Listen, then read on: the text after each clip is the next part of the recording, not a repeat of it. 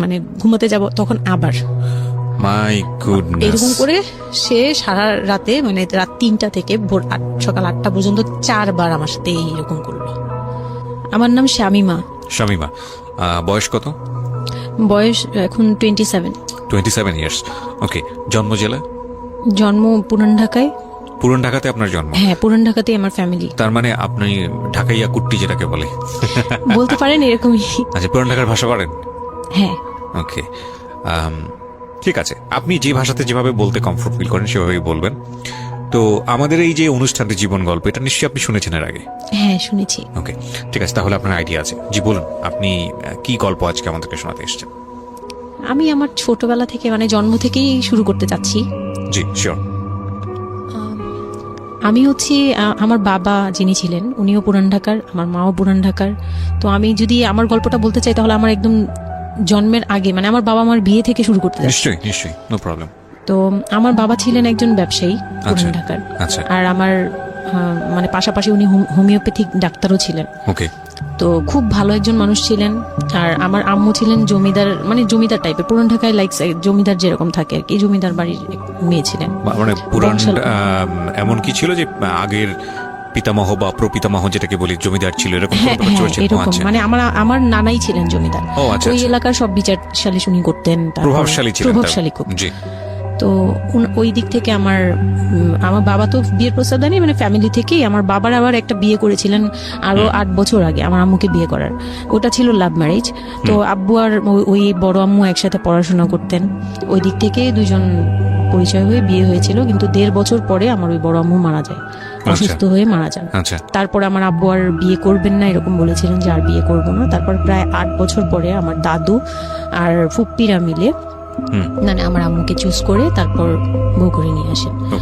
তো আমার আম্মু খুব অসুস্থ থাকতেন প্রায়, আমার আম্মু একটু ফিজিক্যালি একটু দুর্বল।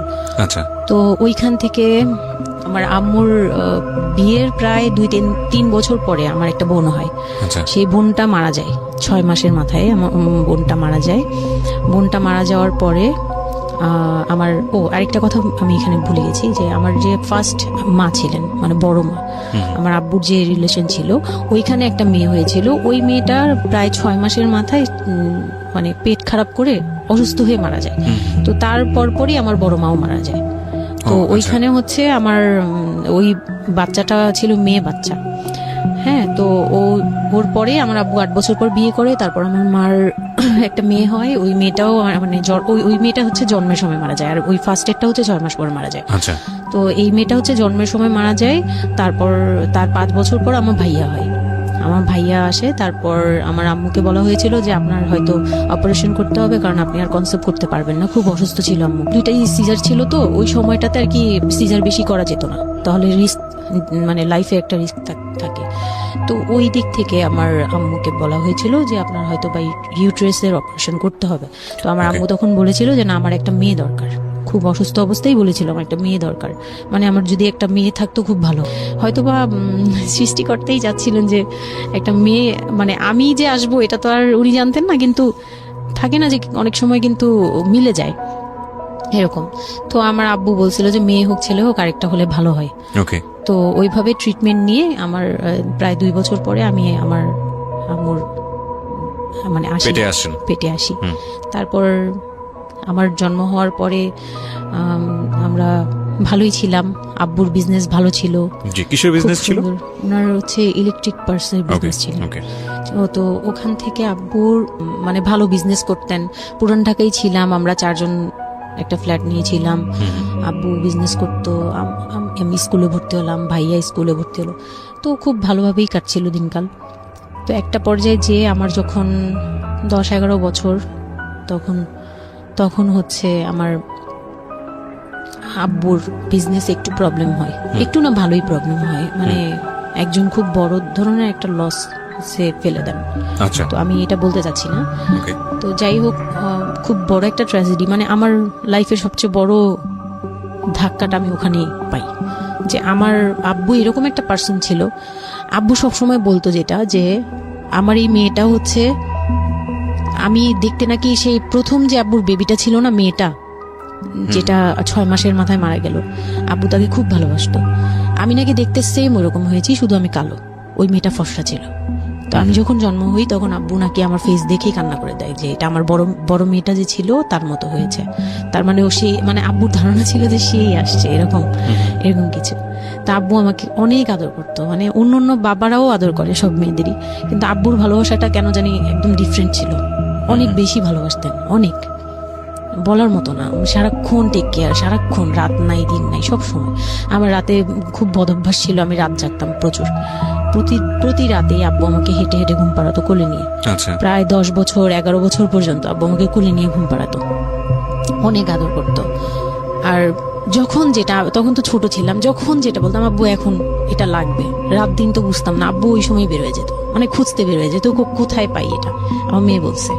তো ভাইয়ার সাথে খুব একটা এরকম হয় নাই, আমার সাথে বেশি হতো। তো ভাইয়া এটা নিয়ে একটু জেলাসও করতো, কারণ সাধারণতই কিন্তু মানে ভাই বোনের মধ্যে এই এটা থাকে। তো আমাদের মধ্যেও এরকম ছিল। তো আব্বু যখন বিজনেস লস হলো তখন খুব বেশি, মানে আব্বু ভেঙে পড়লো। আমরাও মোটামুটি, আমি তো আর বুঝি না, কিন্তু আমি তখন বুঝতাম যে আমার কিছু একটা কমতে যাচ্ছে, মানে কমতি হচ্ছে আমার। কারণ সবকিছু চাওয়ার পরপরই পাওয়া আর একটু লেট করে পাওয়া, এগুলো নিয়ে একটু মেন্টালি এতে পড়ে গেলাম। তো আব্বু বুঝতে দিত না, শুধু আম্মুকে বলতো যে ওদের বুঝতে দিবে না। আম্মু আমাদের বুঝতে দেয়নি কখনো, এরকম ভাবে করেনি। কিন্তু একটা সময় দেখলাম কি আব্বু বাসা চেঞ্জ করছে, ছোট বাসা নিচ্ছে, মানে এগুলো খুব ব্রেনে গিয়ে লাগলো যে ছোট বাসা কেন আর এরকম কেন হচ্ছে।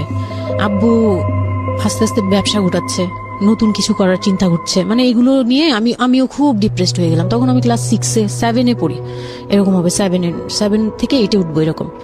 তো আব্বু সবকিছু গুটিয়ে চলে যাচ্ছিল ওনার এলাকায়, মানে দয়াগঞ্জের ওই সাইডে, মানে আমার দাদির এলাকা যে সাইডটা, ওই সাইডটাতে চলে যাচ্ছে। ওখানে চলে যাচ্ছে, বলছে আমি ওখানেই বিজনেস করবো, ওখানে একটু মানে রুম রেন্টও কম, আমি ওখানেই চলে যাব। আর আব্বুর যে ফ্ল্যাট একটা কিনেছিল, আব্বু এর মাঝখানে একটা ফ্ল্যাট কিনেছিল কিস্তিতে, তো ওইটাও সেল করে দেয়, সেল করে বিজনেসে ওইটাও ইনভেস্ট করে। এটা একটা বোকামি করে আমার আব্বু। যাই হোক, উনিও বুঝতে পারেনি। তো ওখানে যাওয়ার পরে সেখান থেকে আব্বু আর কিছু করতেই পারলো না। আর আমাকে করলো কি, ওই সাইডটা একটু মানে রাফ এলাকা, তো যে এলাকায় আব্বুরা মানে ওখানে গেল একটু অন্য ধরনের, মানে একটু ইফটিজিং বেশি হয়, এইসব প্রবলেম ফেস করতে হয়। আর আব্বু তো আমাকে বাসা থেকে বের হতে দিত না, আর ওই সময় আমাকে বোরকা পরাতো। তখন 10-11 বছর বয়স, কিন্তু ওই সময় আমাকে বোরকা পরাতো। তো ওই দিক থেকে চিন্তা করেছে যে এখান থেকে স্কুল চেঞ্জ করতে হবে, 8-এ উঠে যাচ্ছে মেয়েটা, তো এখান থেকে স্কুল না চেঞ্জ করে ওর মামার বাসায় থাকুক, আমার ছোট মামার বাসায় আর কি। আমরা তো নানু বাড়ি তো আমার ওখানে বংশাল সাইডে আর কি। তো ওইখানে আমার মামা বাসায় নানু বাড়িতে রেখে আমার আব্বু যায়, কিন্তু রাখতে চায় না প্রথমে। আমার আম্মু খুব রিকোয়েস্ট করে যে এখানে ভালো থাকবে। আর আমার মামা ওইখানকার, আবার নানার পরে আমার মামাই ওখানে মোটামুটি প্রভাবশালী, মানে নানার যে প্রভাবটা ওটা আমার মামা পেয়েছে, মানে ওখানে বিচার টিচার যাওয়া হয় সব মামা করে, এখনো করে। তো ছোট মামার বাসায় গেলাম, মামি আমাকে খুব আদর করতেন, মামি আমাকে অনেক স্নেহ করেন, সত্যি কথা এখনো অনেক স্নেহ করেন, কিন্তু আমার যাওয়া হয় না, ওটা আমি পরে বলছি। তো ওখানে ছিলাম, মামার বাসায় গেলাম, খালার ছেলে, বড় ছেলে, হ্যাঁ, উনি হচ্ছে আমার মানে মামার বাসায় আসছে হঠাৎ করে। আমি জানতাম না যে কেন আসছে, মাঝে মাঝে দেখা হলে সালাম দিতাম। কি নাম ওনার? ওনার নাম রিপন। ওকে। তো উনি হচ্ছে আমার মামার বাসায় আসছে। আপনার খালাতো ভাই? খালাতো ভাই, উনি আমার খালাতো ভাই, উনি আসছে। তো অনেকদিন পর আর কি আসছে। আমি তখন 9-এ পড়ি, পহেলা বৈশাখ ছিল, আমি 8 থেকে 9-এ উঠে গেছি পহেলা বৈশাখ। তো ওই সময়টাতে তাকে দেখলাম যে সে আমাদের বাসায়। রিপন? হ্যাঁ। তো আমি সালাম দিলাম, ভাইয়া কেমন আছেন, কারণ উনি আমাদের অনেক সিনিয়র। আপনি তখন ক্লাস 9-এ পড়েন? হ্যাঁ, 8 থেকে 9 আর কি। 8 থেকে 9, ওকে। হ্যাঁ। তো ওই সময় আমি দেখে বললাম, ভাইয়া কেমন আছেন, চা খাবেন? তো আমার মামা বললো, হ্যাঁ চা বানিয়ে নিয়ে আসো। তো আমি গিয়ে পরে শুনি যে আমার মামাতো ভাই আমাকে বলতেছে যে আমার মামাতো ভাই আবার আমার একদম মানে আপন ভাইয়ের চেয়েও বেশি বলবো, কারণ ওর সাথে আমি সবকিছু, মানে ও আর আমি একসাথে বড় হয়েছি, কখনো মনে হয়নি যে এটা আমার মামাতো ভাই, নিজের ভাই মনে হতো। তো আমার বলতেছে যে তুই তো এখন আন্টি হয়ে যাবি, মানে দুষ্টুমি করতেছে যে তুই তো এখন বড় ভাবি হয়ে যাবি, হ্যাঁ তেন। আমি বলি কেন? বলে রিপন ভাই না তোরে বিয়ে করতে চায়। তো আমি খুব হেসে দিলাম, হেসে দিলাম, মানে আমি বলতেছি যে দুষ্টামি করতেছে, এরকম ভাবছিলাম যে মনে হয় ফান করছে। আমি ওর সাথে আবার কতক্ষণ চিল্লাচিল্লি যায়, উল্টাপাল্টা কথা বলিস কেন এই সেই। তো এগুলা নিয়ে ওরা সবাই মিলে আমার সাথে বলতেছে, বলে কি রিপন কেমন কথা বলো উনি এই সেই। বয়সে কত বড় ছিল আপনার থেকে? আমার তখন 13 আর উনার তখন ধরেন 37। 24 বছরের বড়, মানে আপনার না 24 বলতে এখানে, হ্যাঁ 24 বছরই তো বড়, 24 তাই বছরের ও বড়। মাই গড। ওকে, তো উনি তখন, আমি ভাবতেই পারিনি যে এই লোকটার সাথে আমার বিয়ে দিবে সবাই। মানে ও বললে তো এটা পাগলামি মনে করার কথা, Right. যে এটা একটা পাগলামি, এটা কেমন কথা ক্লাস 9 এ পড়া এক যে মেয়েকে। উনি যদি মানে লিগেল বয়সে বিয়ে করতে হয়তো আমার সমান একটা বেবি, বাচ্চাই থাকতো, হ্যাঁ। তা আমি না ভাবতেই পারিনি তখন। তারপরেও না আমি চুপ হয়ে গেছি, আমি এই ব্যাপারে ডিসিশন দেওয়ার মতো বয়স আমার ছিল না, জ্ঞানও ছিল না। তো হুট করে আমার মামা মামি আমাকে জিজ্ঞেস করারও প্রয়োজন বোধ করেনি বা জানানোরও প্রয়োজন, কি কারণে জানি না, তবে ওনারাই ডিসিশন নিয়ে বলল যে আমার আব্বু আম্মুকে জানালো, আমার মেজো খালা যে মানে আমার আম্মুর ইমিডিয়েট বড় যে, হুম, ওনাকে আমার আব্বু আম্মুর কাছে পাঠায়। হুম, আর আমার আব্বু আম্মু তখন থাকে হচ্ছে তারই আমার এক ফুপির বাসায়, বাসা ভাড়া নিয়ে থাকে আর কি। হুম। তো ফুপির বাসায় থাকে, ফুপির নিজের বাসা, তো ওখানে থাকে। তো আব্বুর কাছে পাঠায়, তখন আমিও যাই ওই বাসায়। তো আমি তো আর জানি না এই কথা বলতে আসবে। আমি আবার ভাইয়ার সাথে বসে বসে গল্প করতে থাকি, ভাইয়া ছিল, ফুফাতো বোন ছিল, আমরা একসাথে গল্প করতে থাকি। তো হঠাৎ করে শুনি যে একটু মানে আমার খালা খুব জোরে সোরে বলতেছে, মানে চিল্লাচিল্লি করে বলতেছে যে যদি এই বিয়ে না হয় তাহলে আমাদের সাথে তোদের কোনো কন্ট্যাক্ট নেই, আজকে আচ্ছা। থেকেই বন্ধ। আচ্ছা, হ্যাঁ, এই বিয়ে হতেই হবে। কেন হতে হবে? আমার আব্বু বলছে কেন হতে হবে, আমার মেয়ে তো অনেক ছোট, ও তো এই সংসারের ভার নিতে পারবে না, বলো ওগুলো আমরা দেখবো, ওরে আমরা বাচ্চার মতো পারবো। মানে উনি বলতেছে আমি দায়ভার নিলাম, আমি সবকিছু নিলাম, এইভাবে বলতেছে আমি সবকিছু দেখবো, এগুলা নিয়ে কোনো টেনশনের কিছু নাই, নিজেদের মানুষ, এর চেয়ে ভালো কোনো অফার কোনোদিন পাবা না, মানে এর চেয়ে ভালো কোনো প্রস্তাব আসবে না, এই না সেই না সেই অনেক কিছু বলতেছে। আব্বু মুখে কনভিন্স করতেছে যে এইটা যদি তোমরা হাতছাড়া করো তাহলে আর কখনো মেয়ের জন্য ভালো কিছু পাবা না, আর আমাদের সাপোর্ট জীবনও পাবা না, তোমাদের একটা সাইড পুরো বন্ধ হয়ে যাবে, মানে আমরা আমাদের সাথে তোমাদের একদম রিলেশন শেষ, হুম, তোমাদের মেয়ে এখনই রেখে যাবো, তোমরা কি করবা করো। তো আমার আব্বু ওই দিক থেকে একটু দুর্বল ছিল, পরে আমি এটা শুনে কান্না করে দিছি, মানে সাথে সাথে কান্না করে দিছি।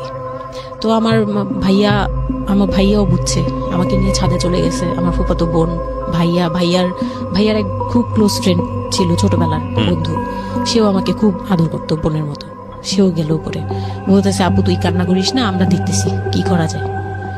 তো আমার ভাইয়া বলতেছে ওরে কি আমি ওরে নিয়ে কোথাও পালিয়ে যাই, আমার মনে হচ্ছে যে আমি ওকে নিয়ে এখন কোথাও পালিয়ে যাই, যে রিপন ভাই এটা কিভাবে পারে, কিভাবে এটা বলতে পারে যে বিয়ে করবে ওকে। তো আমি খুব কান্নাকাটি করছিলাম, আমার খালা চলে গেল, খালা চলে যাওয়ার পরে আমার ভাইয়া আব্বুকে যে কি বলছে জানি না, আব্বু আবার ছাদে আসছে, আমি কান্না করতেই আসি, মানে তখন কন্টিনিউ কান্না করতেছি। তো আমার আব্বু ছাদে এসে যেটা বললো যে, আমার আব্বু তখন বললো যে বলে আমি তোমাকে নিয়ে মানে বনে চলে যাব দরকার পড়লে, কিন্তু আমি ওর কাছে তোমাকে দিব। তো আমি দেখলাম যে আব্বু ফিজিক্যালি, মেন্টালি, আর্থিকভাবে সব দিক থেকে দুর্বল, এখন আমাকে নিয়ে যদি বের হয় সে পারবে না, এটুকু বুঝলাম, তার দ্বারা সম্ভব না এটা। পরে আমাকে বললো যে তুমি যদি রাজি থাকো তাহলে আমার কোনো আপত্তি না, আর যদি তুমি বলো যে না আব্বু আমি রাজি না, তুমি শুধু একবার বলো, তাহলে আমি তোমাকে নিয়ে বের হয়ে যাবো, আমরা বাবা মেয়ে কই থাকবো কেউ জানার দরকার নেই। আপনার মার কি ভূমিকা ছিল এই সময়? আমার মা তখন বলতেছে যে দিবে, আমার মা ইচ্ছা ছিল যে দিবে, কারণ আমার মা তখন এই জিনিসটা বুঝে না, মানে আমার মা এমনিতেও অনেক সহজ সরল, সত্যি কথা বলতে ওনার দোষ না এটা, সেইটা বুঝতো না যে এই যে ডিস্টেন্সে বিয়ে দিলে এই বিয়েগুলো টিকে না, বা 24 বছর বয়সের ডিফারেন্স, এগুলো নোট করবেন, এবং খুব ইম্পর্টেন্ট, আসলে খুবই ইম্পর্টেন্ট, কারণ বয়সের গ্যাপটা, না ঠিক আছে কিছু কিছু মানুষের জীবনে যে ব্যতিক্রম ঘটে না তা কিন্তু না, কিন্তু এই ব্যতিক্রমটা যদি আমরা উদাহরণ হিসেবে নিয়ে সবার উপর চাপিয়ে দেওয়ার চেষ্টা করি তাহলে কিন্তু সেটা সম্ভব নয়। ঠিক আছে, একটু একটু খেয়াল করবেন, 24 বছরের ডিফারেন্স হচ্ছে ও এবং ওর খালাতো ভাই রিপনের মধ্যে। ও যখন 13 বছর তখন ওর খালাতো ভাই হচ্ছে 37। So it's a huge gap. সাধারণত বলা হয়ে থাকে 4-5 বছরের গ্যাপ ইজ ওকে, কিন্তু এর থেকে বেশি না হওয়াটাই বেটার। সেক্ষেত্রে 24 বছর, কোথায় 4-5 বছর আর কোথায় 24 বছর। হ্যাঁ, দেন হচ্ছে ওই বিয়েটা মানে আপনি কি বললেন? এখন তো আমি সিদ্ধান্ত তখন- আসলে আপনার জায়গায় ছিল। সিদ্ধান্ত আমার জায়গায় বলতে আমি তখন 13 বছর বয়স, তো মানে আমি তখন প্রেমও করিনি একটাও। হুম, মানে একটা এজ থাকে কিন্তু সবকিছুরই। হুম। মানে তখন দেখতাম যে আশপাশে মানে যারা কলেজে পড়ে, হুম, আমার একটা টার্গেট ছিল যে আমিও একদিন কলেজে পড়বো, আমার অনেক ফ্রেন্ড সার্কেল থাকবে, হয়তো বা আমার ভালো একটা রিলেশন থাকবে, হুম। বা বিয়ে হবে, এরকম সবারই একটা ইয়ে থাকে। কিন্তু ওই বয়সটাতে আমার ওইটুকু যাওয়ারও মানে ওই চিন্তাতে আমি যাইনি তখনও, যে আমি একটা রিলেশন করব আর ওই জায়গায় বিয়ে। তো আমি আমার আব্বুকে মনে প্রাণে বিশ্বাস করতাম, তো আব্বুর উপরে ছেড়ে দিলাম। আব্বুকে আর ভাইয়াকে বললাম যে দুইজন সামনে ছিল, আমাকে বারবার জিজ্ঞেস করতেছে তুমি যদি ইয়েস বলো ইয়েস, তুমি যদি না বলো তাহলে আমি তোমাকে নিয়ে বেরিয়ে যাবো। আমার ভাইয়াও বলতেছে বলে আমিও আপনার সাথে যাবো। তো আমি দেখতেছি আব্বু এমনিতেই 1 থেকে 1.5 বছর বা 2 বছর ধরে এরকম সার্ভাইভ করতেছে, মানে নিজে যুদ্ধ করে পারতেছে না, কাজকর্ম সবকিছু বন্ধ হয়ে গেছে, মানে বিজনেস টিজনেস সব গুটিয়ে ফেলছে।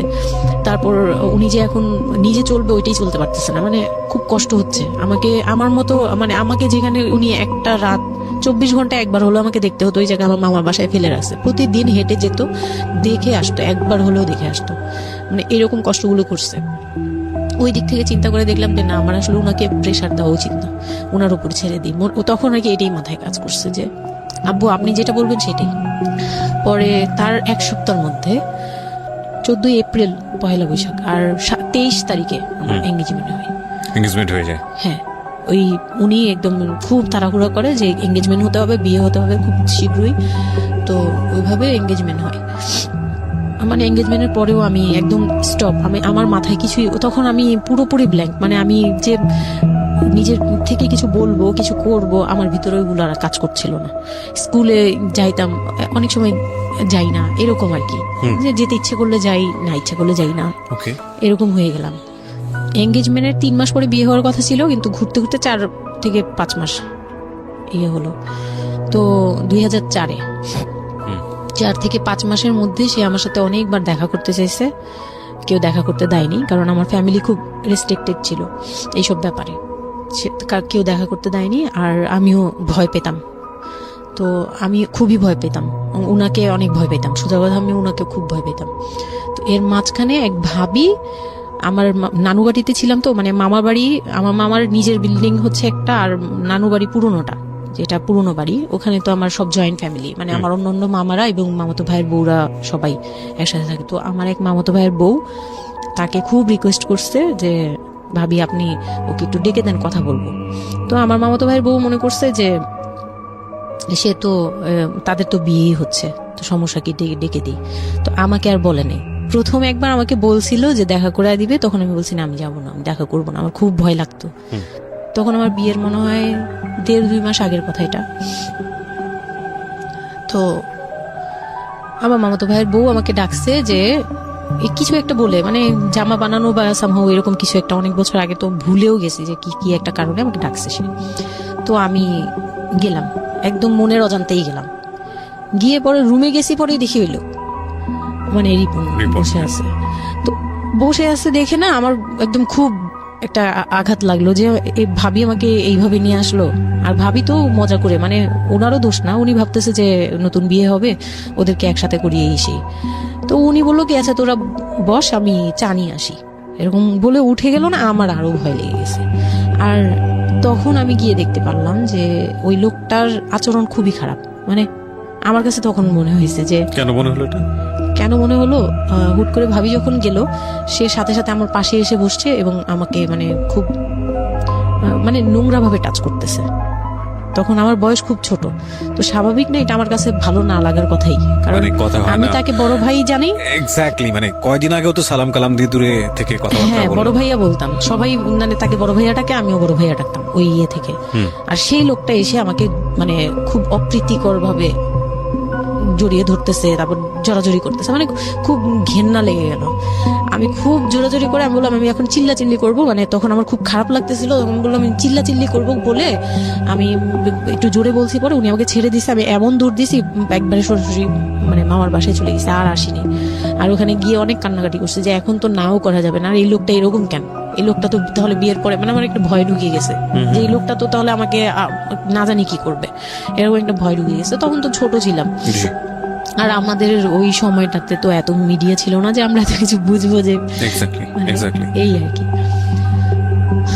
তো ওখানে তারপর 1.5 থেকে 2 মাস পরে বিয়ে হলো। এর মাঝখানে অনেকবার ফোন টোন করতো, ইয়ে করতো, আমি রেসপন্স করতাম না। তো বিয়ে যেদিন হলো,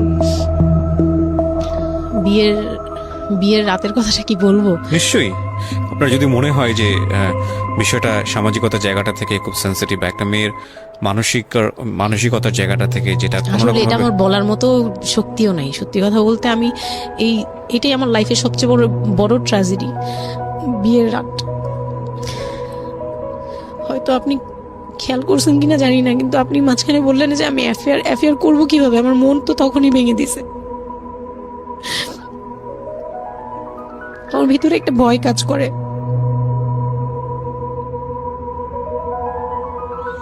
কি হয়েছিল আমি জানি, আপনি খুব সুন্দর করে বলছেন গল্প, আপনি আপনার মতো করেই বলবেন। আমরা আসলে মূল মেসেজটাই পেতে চাই। লোকটা হচ্ছে সামাজিকভাবে মানে সবার কাছে খুব ভালো। সবার কাছে ভালো বলতে মানে গলিতে বা এলাকায় কিছু করে না, সেই এলাকায় খুব ভালো, ব্যবসা করে, খুব সহজ সরল ভাবে দোকানে যাচ্ছে, আসতেছে, খাচ্ছে, ঘুমাচ্ছে, নরমাল। আমার সাথে যেদিন বিয়ে হলো সেদিন খুব বৃষ্টি। তো আমার তো ওই একদিনে আমার ভাবির রুমে, ওই দিনে আমি তার রূপ দেখে ফেলছি। তো তখন থেকে আমার তাকে দেখলে মানে গা শিউরে উঠতো, যে মনে হতো যে ভয়ঙ্কর একটা কিছু করবে। মানে মনে হতো, তখন আমি বুঝতাম না, সেক্সুয়াল লাইফটা বুঝতাম না যে সেক্স কি জিনিস, কিন্তু তখন একটা ভয় ঢুকে গেছে, খুব চাপা একটা ভয়। প্রথম কথা হচ্ছে যে আপনি একটা ছেলে এবং মেয়ের মধ্যে যে স্বাভাবিক সম্পর্কটা বিবাহ পরবর্তী, এটা সম্পর্কে আপনার কোনো আইডিয়া ছিল? আপনাকে কেউ না, বলেছে? এটা সম্পর্কে কোনো আইডিয়াই ছিল না, শুধু জানতাম যে কিছু একটা হয়, আচ্ছা, কিন্তু কি হয় বা- সেটা আপনি জানতেন না। ডিটেইলসটা আমি জানি না। আপনাকে বিয়ের রাতে বা আগে পরেও কেউ কখনো কিছু বলে? না, আমার বিয়ের আগে আমার এক ভাবি ছিল, মানে যেই ভাবির বাসায় গেছে সেই ভাবি না, আরেকটা ভাবি ছিল, উনারই বড় যা আর কি। তো ওই ভাবি আমাকে জাস্ট কানে কানে বলছে যে আজকে কিন্তু যাই হোক একদম চুপ থাকবি, আমাকে এইভাবে বলছে, শুধু এটা বলেছে? শুধু এটা বলছে, আজকে যাই তো হোক আরো চুপ ভয়ানক থাকবি। কথা বলেছে, মানে এটা তা আমি শুনলে তো আরো বললাম, ভয় যাই লাগে। হোক কি হবে, বলে কিছু বুঝো না তুমি, হ্যাঁ কিছু এতই ছোট, কিছু বুঝো না, এইগুলি বলতেছে। মানে আপনার মনে আরো বেশি ভয় ঢুকে গিয়েছে? কোন ধরনের চিল্লাচিল্লি করবি না, চুপচাপ থাকবি, মানে জাস্ট হাসি মুখে এরকম করে বলছে। কিন্তু আমার কাছে একটু ভয় ভয় লাগছে তখন, যে এই লোকটা তো ওই সময় যদি এরকম মানে খপ করে জড়া ধরতে পারে, এই লোক কি করতে পারে, কি হতে পারে, মানে এই টাইপের একটা ভয় কাজ করছে তখন এই জিনিসগুলো বুঝতাম না, মানে ফিজিক্যাল রিলেশন বা এগুলি এই সম্পর্কে কিছুই জানতাম না। জানতাম যে কিছু একটা হয়, হাজবেন্ড ওয়াইফে কিছু হয়, কিন্তু কি হয় এটা জানতাম না, এরকম ছিলাম। তো নর্মালি যখন বিয়েটা হলো, কমপ্লিট হলো, সে তো মানে কতক্ষণে রুমে যাবে এরকম। একটু পজ দিচ্ছি আমি এখানে, কারণ আমি জানি যে ম্যাক্সিমাম আমি গেস করছি এখানে, কারণ এদিকে এখানে যারা শুনবে বা এই মুহূর্তে যারা শুনছে তাদের ইন্টেনশনটাকে আমি একটু ক্লিয়ার করতে চাই। সেটা হচ্ছে আমরা এটা বলি যে this is an entertaining show, but এই জীবন গল্প বলেন বা আমার লাস্ট 7-8 ইয়ার্সের ক্যারিয়ারে আমি রেডিওতে যে ধরনের প্রোগ্রাম করেছি, সোশ্যাল অ্যাওয়ারনেসের জায়গাটা থেকে এটা কি ধরনের ভূমিকা রেখেছে সেটা আপনারা আপনাদের জায়গা থেকেই ভালো মূল্যায়ন করতে পারবেন।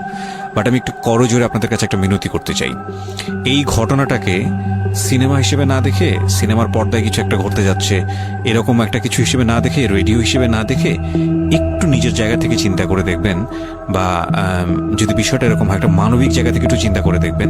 24 বছরের গ্যাপ হাজব্যান্ড আর ওয়াইফের মধ্যে, 24 ইয়ার্স, 13 বছরের একটা মেয়ে, যে মেয়েটার জীবনে প্রেম বলতে কোনো কিছু আসেনি, শারীরিক সম্পর্ক কি সে বোঝেই না, এবং দ্বিতীয়ত যে বিষয়টা ইম্পর্টেন্ট, বয়ঃসন্ধিকালের একেবারে ইনিশিয়াল স্টেজে সে আছে, সে জানি না আসলে বিষয়গুলো কি।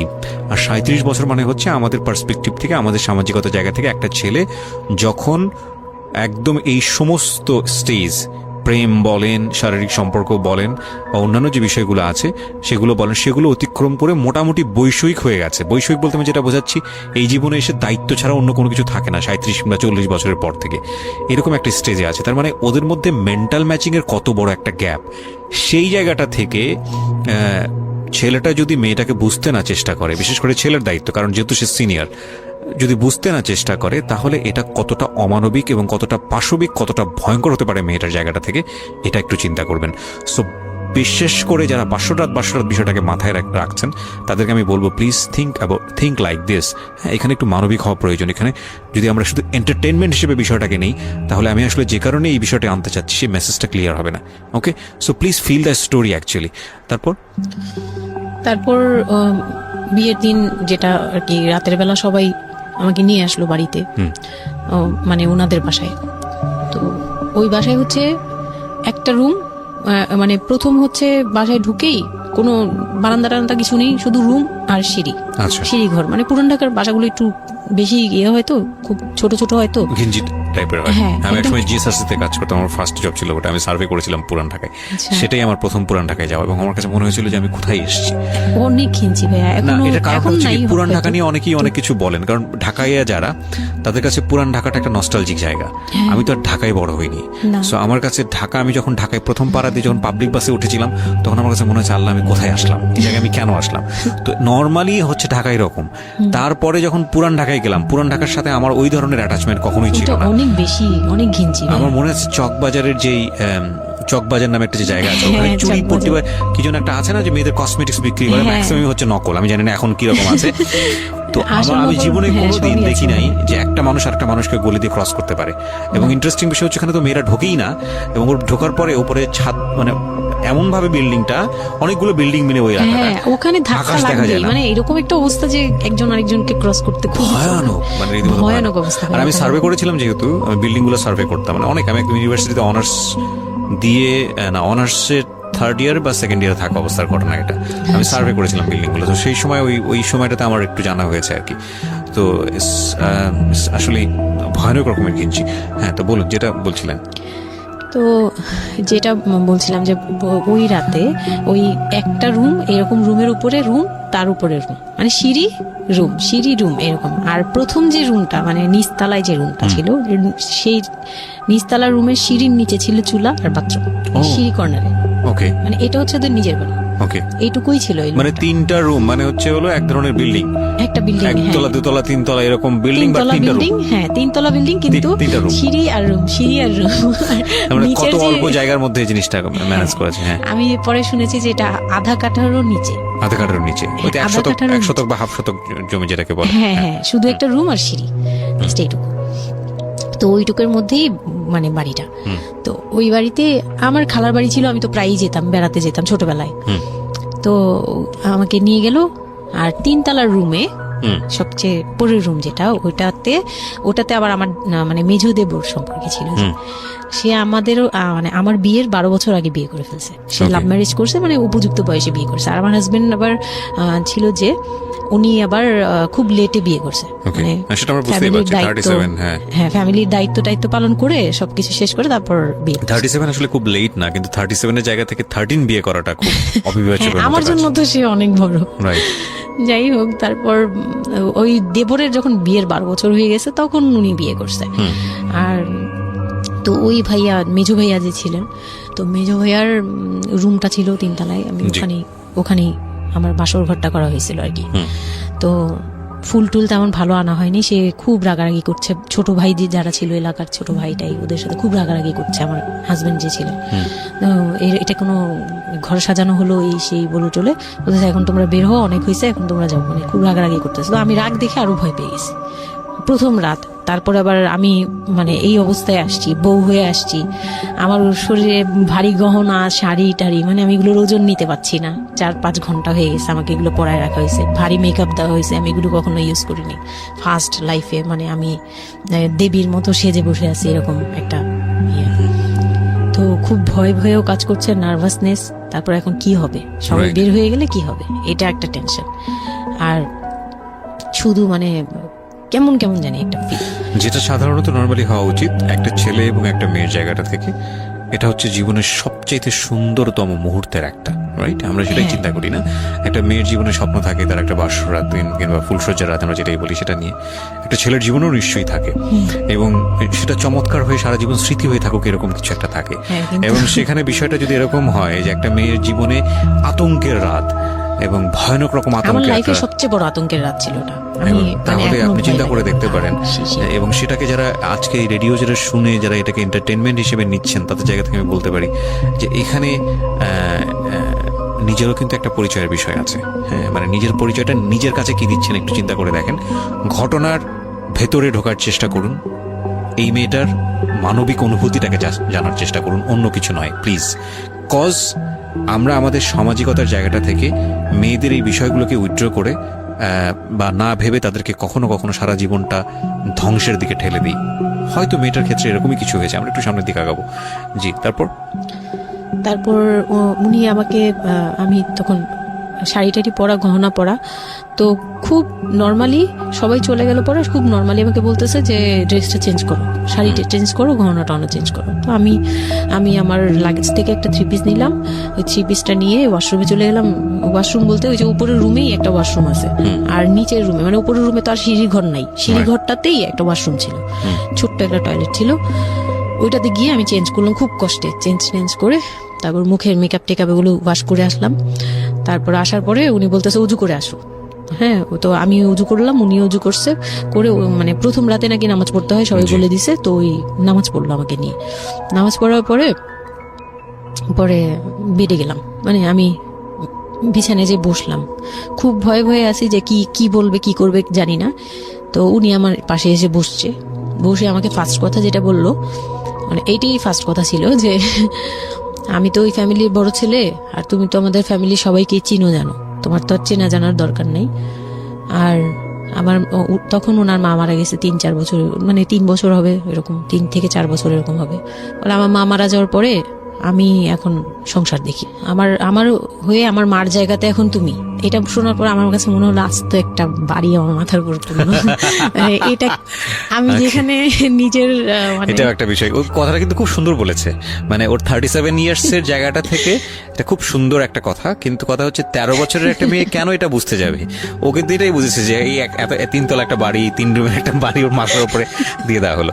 দেখুন, এই জিনিসটাই আমি আপনাদেরকে বোঝানোর চেষ্টা করছি যে আসলে সবকিছুর একটা বয়স থাকে। হ্যাঁ, এবং ছেলেটার জায়গা থেকে কিন্তু খুব সুন্দর নামাজ পড়েছে, বসছে, এখন পর্যন্ত আমাদের কাছে ভালোই লাগছে শুনতে। কিন্তু এটা আসলেই কেউ বুঝতে চাইবে? 13 বছরের মেয়েটাকে এই জিনিসটা বুঝতে চাইবে? এইটা বোঝাটা জরুরি ছিল। হ্যাঁ, তারপর উনি যেটা বলছে যে আমার ভাই বোন আছে, সবাই আমার ছোট, কিন্তু আমার তো প্রায় 10-12 বছরের বড়। ওনার যে 10-12 বছরের ছোট, সে আমার 12-13 বছরের বড়। মানে তাকে আমি ছোটবেলা থেকে এইভাবে দেখে অভ্যস্ত। তো এইগুলো চিন্তা ভাবনা, মানে ওই সময় তো আর এত কিছু কিন্তু উনার ছোট ভাই বোন এগুলা, মানে উনার কাছে তো এগুলো বাচ্চা এখনো, আর আমার কাছে তারা অনেক বড়। আমি তাদেরকে কি টেক কেয়ার করবো, তারা আমাকে করবে, মানে আমার এরকম একটা বিষয়টা তাই। হ্যাঁ, তো আমি চুপ হয়ে শুধু শুনছিলাম। ও আচ্ছা, মানে আমি কিছু বলার মতো ভাষাও পাচ্ছি না, বা আমি কি বলবো, আমার এখানে ডায়লগই কি ছিল, মানে আমি এরকম মনে হচ্ছে যে কেউ আমাকে একটা স্ক্রিপ্ট ধরাই দিত, আমি একটু দেখে আমাকে কেউ কিছু বলেও না, এই লোক কি বলতেছে। তো যাই হোক, এই কথাটার পরে মানে যখন উনি এটা বলার পরে বলতেছে যে তুমি, আমাদের একটা মানে রুলস আছে, বিয়ের পরে নাকি বাসর ঘরে নাকি কিছু দেয়, হাজবেন্ড ওয়াইফকে কিছু দেয়, তারপর নাকি টাচ করে, এরকম কিছু একটা। তো আমাকে বলতেছে যে তোমার কি আমার উপর কোনো দাবি আছে? মানে এইগুলো আমি জানতাম না, এগুলো আমি অনেক পরে গিয়ে শুনছি। এগুলো অনেক পরে গিয়ে জানছি যে এই সময় নাকি কিছু চাইতে হয়, মানে এই সময় যা চাইবে তাই দিতে হবে, এরকম কিছু একটা। তো এটাও আমাকে কেউ বলে দেয়নি। আমি ওই সময় একটা লসে পড়ে গেলাম না, মানে এরকম মনে হচ্ছে এখন আর কি। তখন আমাকে এটা কেউ বলে নাই। বাই দ্য ওয়ে, আমরা যার গল্প আজকে এখানে শুনছি উনি হচ্ছেন শামীমা। ওনাকে যদি আপনারা দেখতে চান, আমাদের যিনি আজকে গেস্ট, আমরা একটা ছবি দিয়ে দিয়েছি। তো আমি বললাম যে না, আমি জানতাম না দাবি জিনিসটা কি। তো না বলার পরেই সে তো মানে আমার কাছে খুবই, মানে এই কথাগুলো বলতে আমি বলতে পারবো না। ঠিক আছে, বলার দরকার নেই, আমরা জাস্ট সিচুয়েশনটা বুঝতে যাচ্ছি যে ওইটা আমার ফার্স্ট নাইট ছিল, আর আমি ওগুলা মানে ওই ফিজিক্যাল ব্যাপারগুলো আমি বুঝতাম না, ওই সময়টাতে বোঝার কথাও না, বুঝতামও না, একদমই বুঝতাম না যে এই হয়। তো যখন উনি শুরু করলো, শুরু থেকে শেষ পর্যন্ত মানে খুব অল্প সময়ের মধ্যে খুব অমানবিকভাবে, মানে এটা এখন বর্তমানে যদি আমি কল্পনা করতে যাই, তাহলে এটা একমাত্র পারে রেপিস্টরাই পারবে, এটা রেপ ছাড়া কিছু ছিল না। এখন বুঝি, ওই সময় বুঝতাম না। আর ওই সময় আমি এগুলো বুঝতাম না দেখে, আর আমাকে একটা কথা বলা হয়েছিল, আমার মাথায় একটা জিনিস কাজ করছিল যে ভাবি বলছে যে এইখানে যা হবে এগুলো সবই ঠিক। হ্যাঁ, এখানে যাই হোক, মানে ভেঙে বলেনি, বলছে তোর সাথে আজকে যা হবে এটি ঠিক, আর এটা মেনে নিতে হবে, আর এটা যদি না মেনে নিস তাহলে মানে এই ধরনের একটা বলছে যে এটা আজকের রাতের কোনো চিল্লাচিল্লি করা যাবে না। তো আমিও চুপ করে, আমার কাছে মনে হচ্ছিল কেউ আমাকে ছুরি দিয়ে আঘাত করতেছে, মানে মনে হচ্ছিল যে কেউ আমাকে ছুরি দিয়ে আঘাত করতেছে, আর আমি ব্লাড দিয়ে পুরো মানে আমার শরীরে সব যাচ্ছে। ব্লাড বের হয়ে যাচ্ছে, আমার এরকম মনে হচ্ছে যে আমার শরীর থেকে সব ব্লাড বের হয়ে যাচ্ছে, আমি মানে গরু কাটলে যেরকম ইয়ে করে না, আমি এরকম কাঁপতেছি, ওরকম কাঁপতেছি। কিন্তু সে তার কাজ করলো। আমি খুব অবাক হয়েছি যে আমি উঠে বসতে পারতেছিলাম না, সে আমাকে টান দিয়ে উঠে বসাইছে, বসায় বলতেছে ওয়াশরুমে যাও। আমি ওয়াশরুমে কিভাবে গেছি আমি জানি না, আমি খুব ধরে ধরে খুব মানে খুব কষ্টে কাঁপতে কাঁপতে ওয়াশরুমে গেলাম, ফ্রেশ হয়ে আসলাম। আসার পর পর আমি খুব কষ্টে যে আমি যখন বিছানায় মানে ঘুমাতে যাব তখন আবার মাই গুডনেস, এরকম করে সে সারা রাতে মানে রাত 3টা থেকে ভোর সকাল 8টা পর্যন্ত 4বার আমার সাথে এইরকম করলো। আমি আর সকালে উঠতে পারি না, মানে আমি উঠে বসতে পারি না। তারপর 2-3 দিন কি হয়েছে আমার মাথায় নেই, মানে আমি এখন আর এটা বলতে পারবো না, কারণ আমি পুরো সেন্সলেস ছিলাম। আর ওনারে দেখলেই আমি ভয় লাগতো। সে যতবার আসতেছে সামনে, 2-3 দিন আপনি সেন্সলেস অবস্থায় ছিলেন? আমি জানি, মানে আমি সেন্স ছিল, কিন্তু আমি এখন গল্পটা বলতে পারবো না যে এই 2-3 দিনে কি কি হয়েছে। আচ্ছা আচ্ছা। এই 2-3 দিন আমার বৌভাত হয়েছে, আমাকে পার্লারে নিয়ে যাওয়া হয়েছে, কিন্তু আমি নিস্তব্ধ। আর তখন আমার মানে শারীরিক কন্ডিশন খুব খারাপ, কিন্তু সবাই বুঝতেছিল, কিন্তু কেউ বুঝতে দিচ্ছিল না আমাকে। মানে এভরিবডি অ্যাভয়েড দিস, মানে সবাই সবাই জিনিসটাকে এটাকে অ্যাভয়েড করে। অ্যাভয়েড করছে, তারা পার্টিটাকে এনজয় এটা করছে। শুধু আপনার ফ্যামিলির সমস্যা না, এটা আমাদের পুরো সমাজেরই সমস্যা। এটা কিন্তু সমাজটাই আমার- অ্যাভয়েড করে। এবং আমার মনে আছে I face huge difficulty for the first time যখন আমি রেডিওতে এই ধরনের একটা, আমি নট আজকেই না প্রথম, আমি এটা এর আগে বিষয়গুলো খুব চ্যালেঞ্জ জায়গা থেকে আমি প্রচার করার চেষ্টা করেছিলাম। অ্যান্ড আই ফেস, এগুলো হয়তো আমার লিসনাররা কখনোই জানে না, আই ফেস হিউজ ডিফিকাল্টিস। যখন আমার প্রথম বইটা পাবলিশড হয় সেটা নিয়েও আমার একটা বড় ধরনের ডিফিকাল্টি ফেস করতে হয়েছে। একটা অদ্ভুত বিষয় হচ্ছে আমাদের সমাজে এই বিষয়গুলোকে আমরা অ্যাভয়েড করি, আমরা ঢেকে রাখতে চাই, আমরা মনে করি এটা একটা ট্যাবু, এটা সমাজে 8-10 জন মানুষের সামনে এটা নিয়ে আলোচনা করা যায় না। একটু চিন্তা করে দেখবেন আলোচনা করা যায় না এটা কোন অর্থে?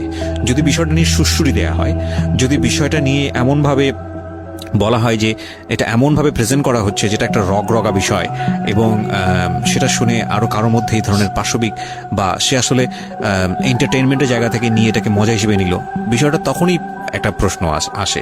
কিন্তু যদি বিষয়টা লেসনের জায়গা থেকে আসে, একটা সামাজিক শিক্ষার জায়গা থেকে আসে, যে একটা পুরুষ সে 37 বছর বয়স, সেটা আমিও হতে পারি, আপনিও হতে পারি, বা যে ছেলেটা ওনার জীবনে এসছে সে তো হয়েছেই, যে তারা যেন কখনো এরকম অমানবিক না হয়। এবং নট অনলি দিস, একটা মেয়ে যখন 13 বছরে থাকে তাকে পরিবারের এত বড় সাপোর্টের জায়গা থেকে বাবা এত ভালোবাসতো, তার জায়গাটা থেকেও কোন একটা সাময়িক সমস্যার সমাধান করবার জন্য বা যাই হোক না কেন শেষ পর্যন্ত যে রাজি হয়েছে, এরকম এক ধরনের এটা তো জবাই করা, আমি বলবো যে একটা মেয়েকে শুধু শারীরিকভাবে হয়তো সে যেই প্রবলেমটা ফেস করেছে ওই রাতে, সেটা হয়তো সে ধীরে ধীরে রিকভার করবে, কিন্তু সারা জীবনের জন্য সে যে মেন্টালি ওই জিনিসটাকে ভয়ানক রকম ভাবে একটা বাজে জায়গায় বাজেভাবে চিন্তা করা শুরু করলো মানুষের জৈবিক চাহিদার জায়গাটাতে, এটা তো একটা মানুষের থিঙ্কিংটাকে জবাই করে দেয়া, তাই না? এবং এইটা কত ভয়ানক রকমের অপরাধ, কত ভয়ানক রকমের ভুল। এবং আমাদের এই জায়গাটাতে আমাদের অনেক বেশি পরিমাণে বড় যারা আছি, সিনিয়র যারা আছি, তাদের বোঝা উচিত। প্রথম কথা হচ্ছে লিগেলি যদি আমি বলি তাহলে বিয়েটা বৈধ ছিল না, কারণ সরকার কিন্তু আমরা যতদূর জানি যে 18 নিচে বিয়ে দেওয়াকে পারমিট করে না। দ্বিতীয় কথা হচ্ছে যে মানসিকভাবে সে পরিপক্ক ছিল না। তৃতীয় কথা হচ্ছে যে যদিও বা বিয়েটা হলো, তাহলে তাকে যে একটি প্রপার এডুকেশন দেয়া, যে এই বিষয়টা হচ্ছে এরকম, প্রপারভাবে বড় করা, প্রপারভাবে নার্সার করা, সেটার মারাত্মক রকমের অভাব ছিল।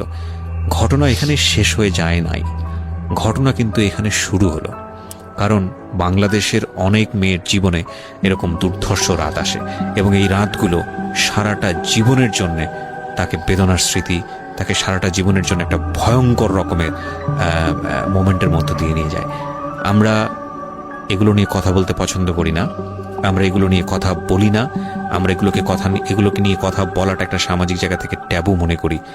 এই ট্যাবুর ধাক্কায় কত কত মেয়ের জীবন, কত কত মানুষের জীবন, কত কত সংসার জীবন নরকে পরিণত হয়েছে, সে খবর অনেকেই আমরা রাখি না, রাখার প্রয়োজন মনে করি না। But this is a very important issue, that's why I am discussing on this. Okay, বলুন আপনি।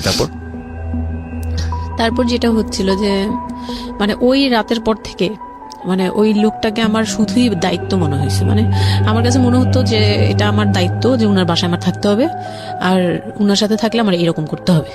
You feel like this, right? আপনি এই ঘটনা ঘটার পরে কি আপনি কারোর সাথে ডিসকাস করার সুযোগ পাননি যে না, আমি এরকম ক্লোজ কেউ ছিল না যে আপনার সাথে এরকম একটা বাজে ঘটনা ঘটছে, বা আপনি এটাকে রিকভার করতে পারছেন না মেন্টালি, বা আপনার সাথে যার বিয়ে হলো তাকেও বলতে পারছেন না যে আমার এইসব জিনিসগুলো? না, আমি উনাকে ভালোভাবে নিতেই পারছিলাম না।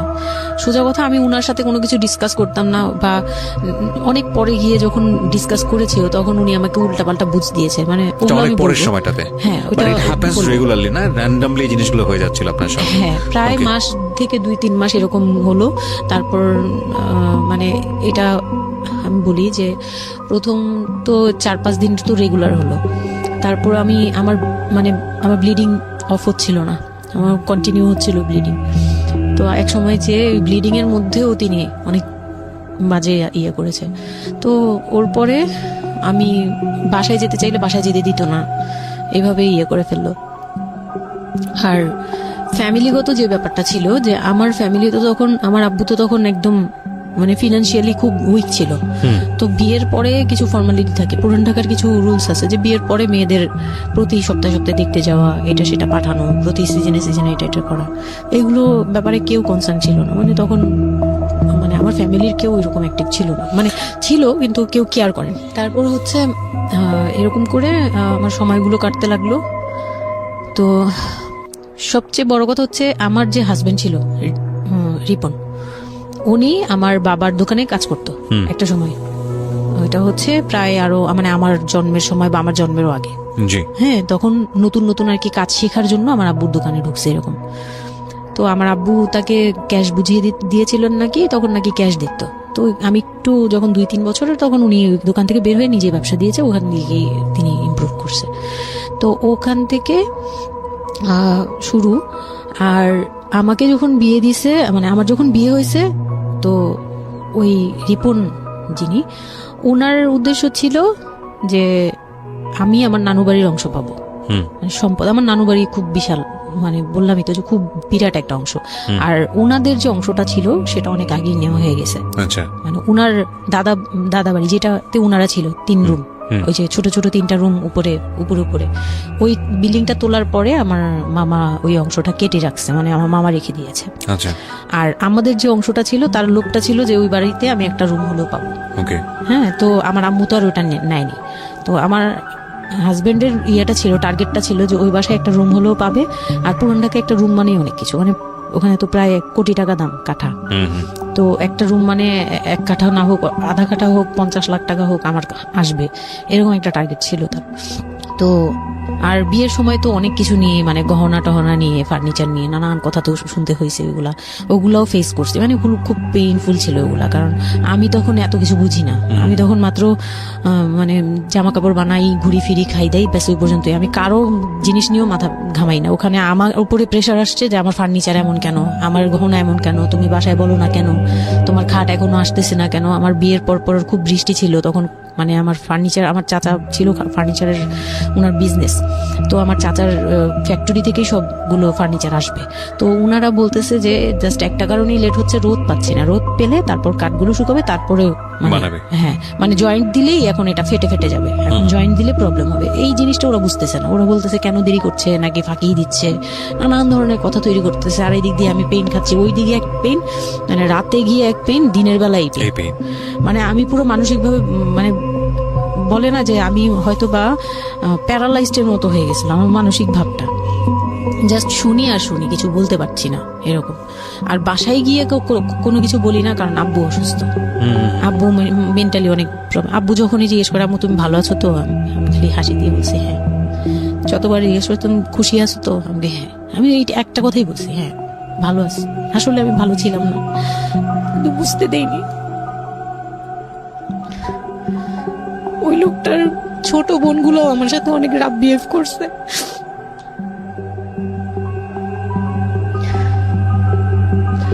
তো অনেক রুডলি আচরণ করেছে। আর ওনার যে ছোট ভাইটা ছিল, মানে আমার যে মেজো ভাই যেটা আর কি, ওনার আগে যেটা বিয়ে করেছে, তো ওনার ওয়াইফ ছিল আমার অনেক বছরের বড়, কারণ জি। তাদের বিয়ে হয়েছিল 12 বছর আগে। আমার বিয়ের 12 বছর আগে তার বিয়ে হয়েছিল। আমি যখন বাড়িতে বেড়াতে আসতাম তখন মানে ভাবি রাতে খাওয়া দাওয়া এরকম, আমি ভাবি বলেই ডাকতাম, কিন্তু সম্পর্কে আমি বড় যা। কিন্তু উনার প্রায় উনাকে আমাকে একসাথে কোথাও দেখলে কেউ বলতো যে তোমার মেয়েটা, মানে এইভাবেই বলতো। তো ওই দিক থেকে উনার একটু, এটা জেলাসি বলবো না, এটা হয় আসলে, এটা নর্মাল একটা ব্যাপার। কারণ একটা উনি অনেক এইজ হয়ে গেছিল, উনি নিজের জায়গা থেকে নিজেকে একটু দুর্বল মনে করতো।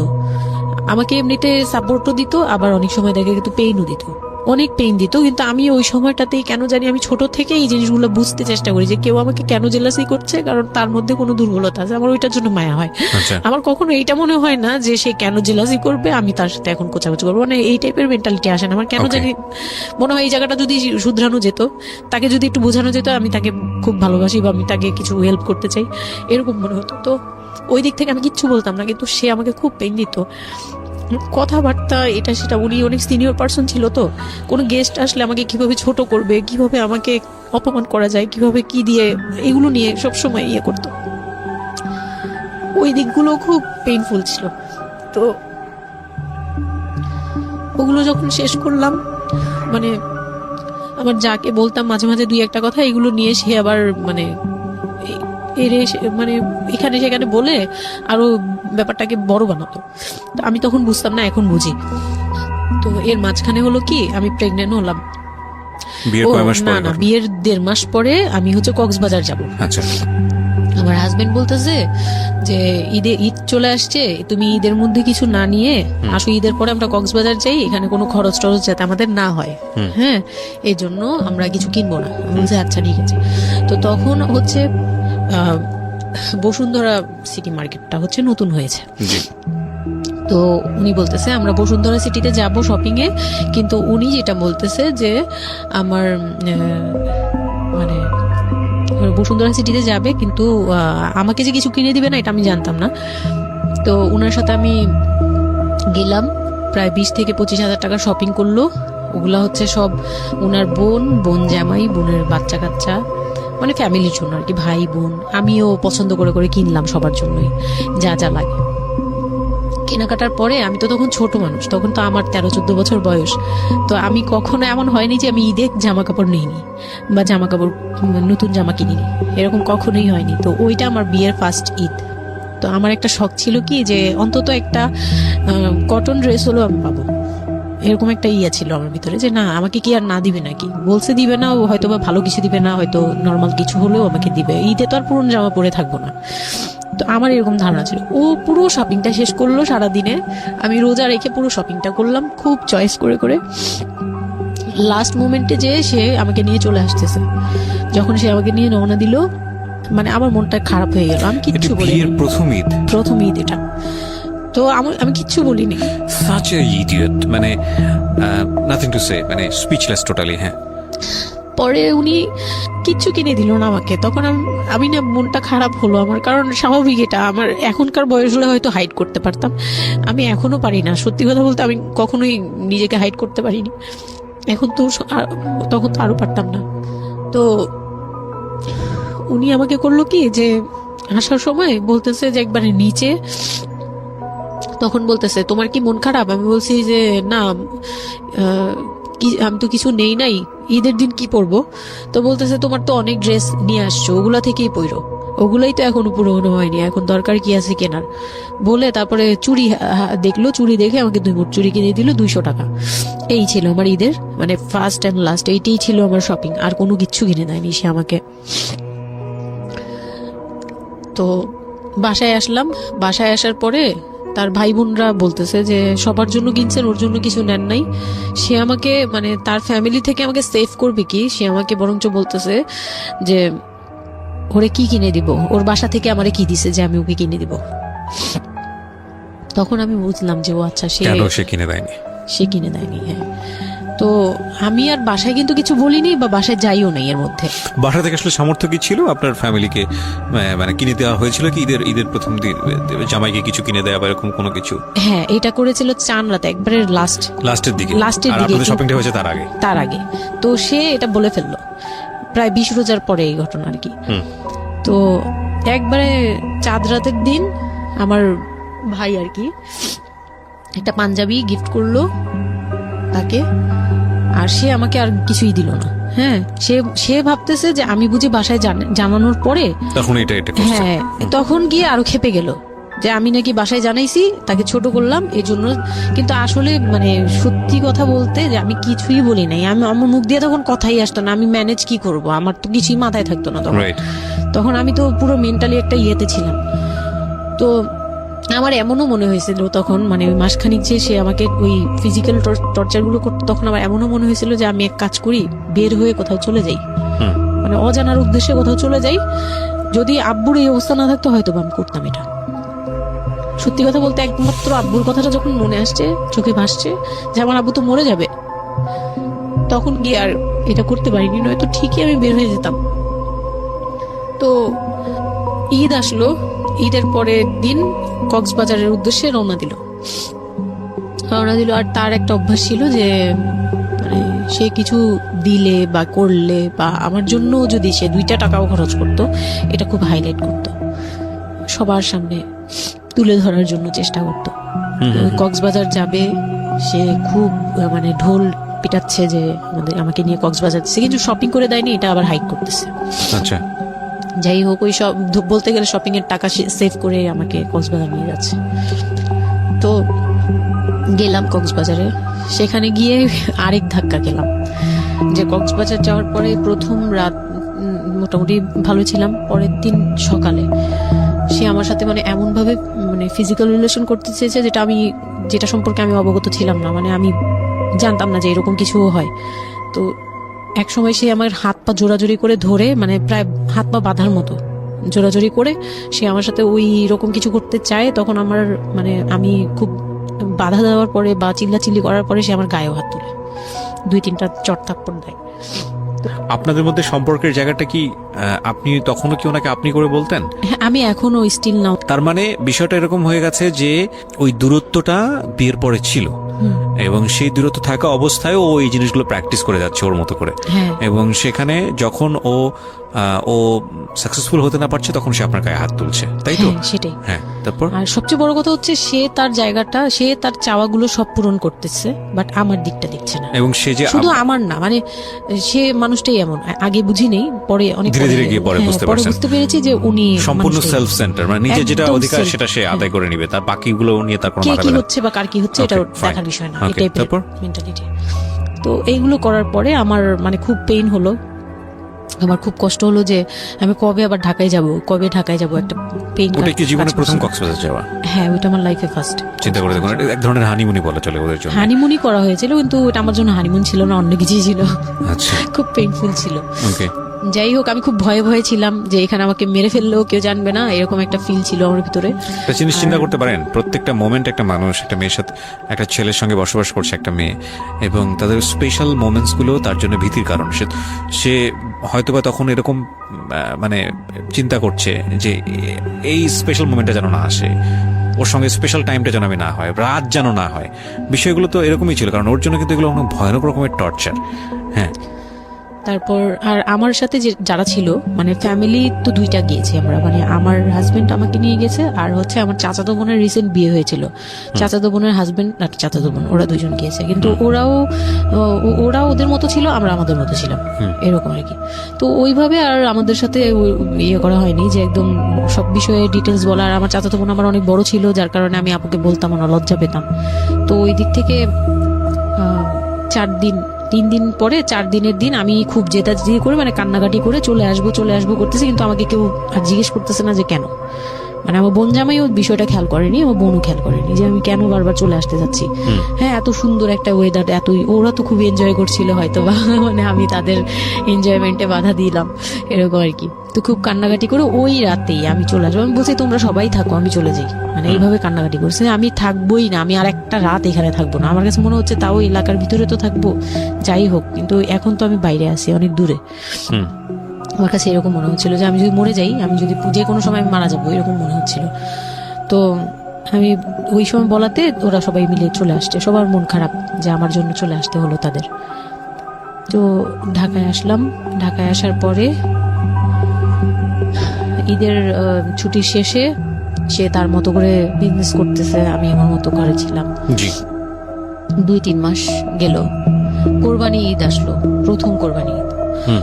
কোরবানি ঈদের সময় যেটা হলো সেটা হচ্ছে আমার মামার বাসা থেকে মাংস, মানে কোরবানি ঈদের যে মাংসটা পাঠায়, পুরান ঢাকার একটা ইয়ে আছে যে নতুন বিয়ে হলে বাবার বাড়ি থেকে রান পাঠানো হয়, একবারে পুরো একটা রান ধরে পাঠিয়ে দেয়, বাবার বাড়ি থেকে মেয়েদের পাঠায়, মানে কোটাকুটি নেই, রানী পাঠিয়ে দিতে হবে। একদম আস্ত আস্ত পাঠায়। এটা পুরান ঢাকার রেওয়াজি, একবারে যে কয়টা মেয়ে থাকবে ওই কয়টা রান বাসায় যাবে, মানে ওই রানগুলোর কেউ কাটতে পারবে না, একদম আস্ত পা ধরে দিয়ে দিবে একবারে। আচ্ছা আচ্ছা, ইন্টারেস্টিং তো।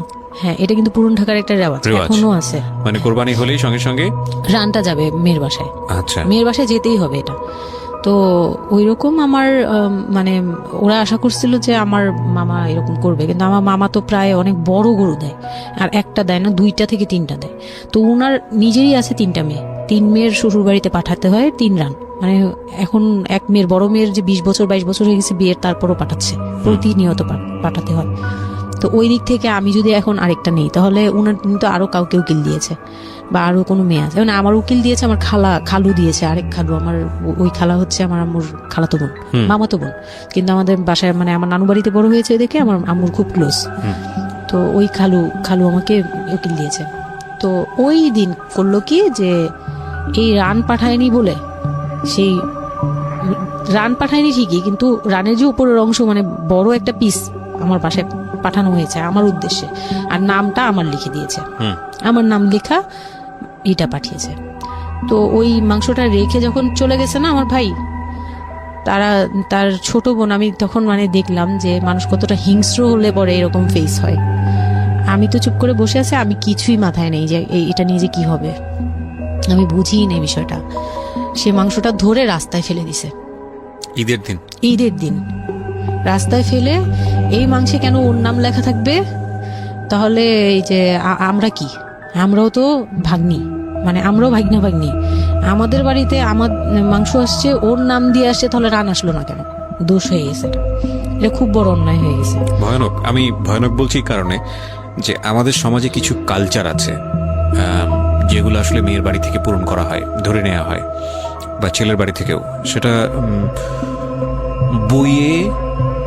পাঠ্য বইয়ে তো থাকে না এগুলা, মানে কালচারে আছে, এগুলো শুনতে ভালো লাগে, কিন্তু প্র্যাকটিসের জায়গা থেকে যদি এটা অত্যাবশ্যকীয় নিয়ম হয়ে যায়, কখনো কখনো যেটা কতটা ভয়ানক পেইনফুল হয়।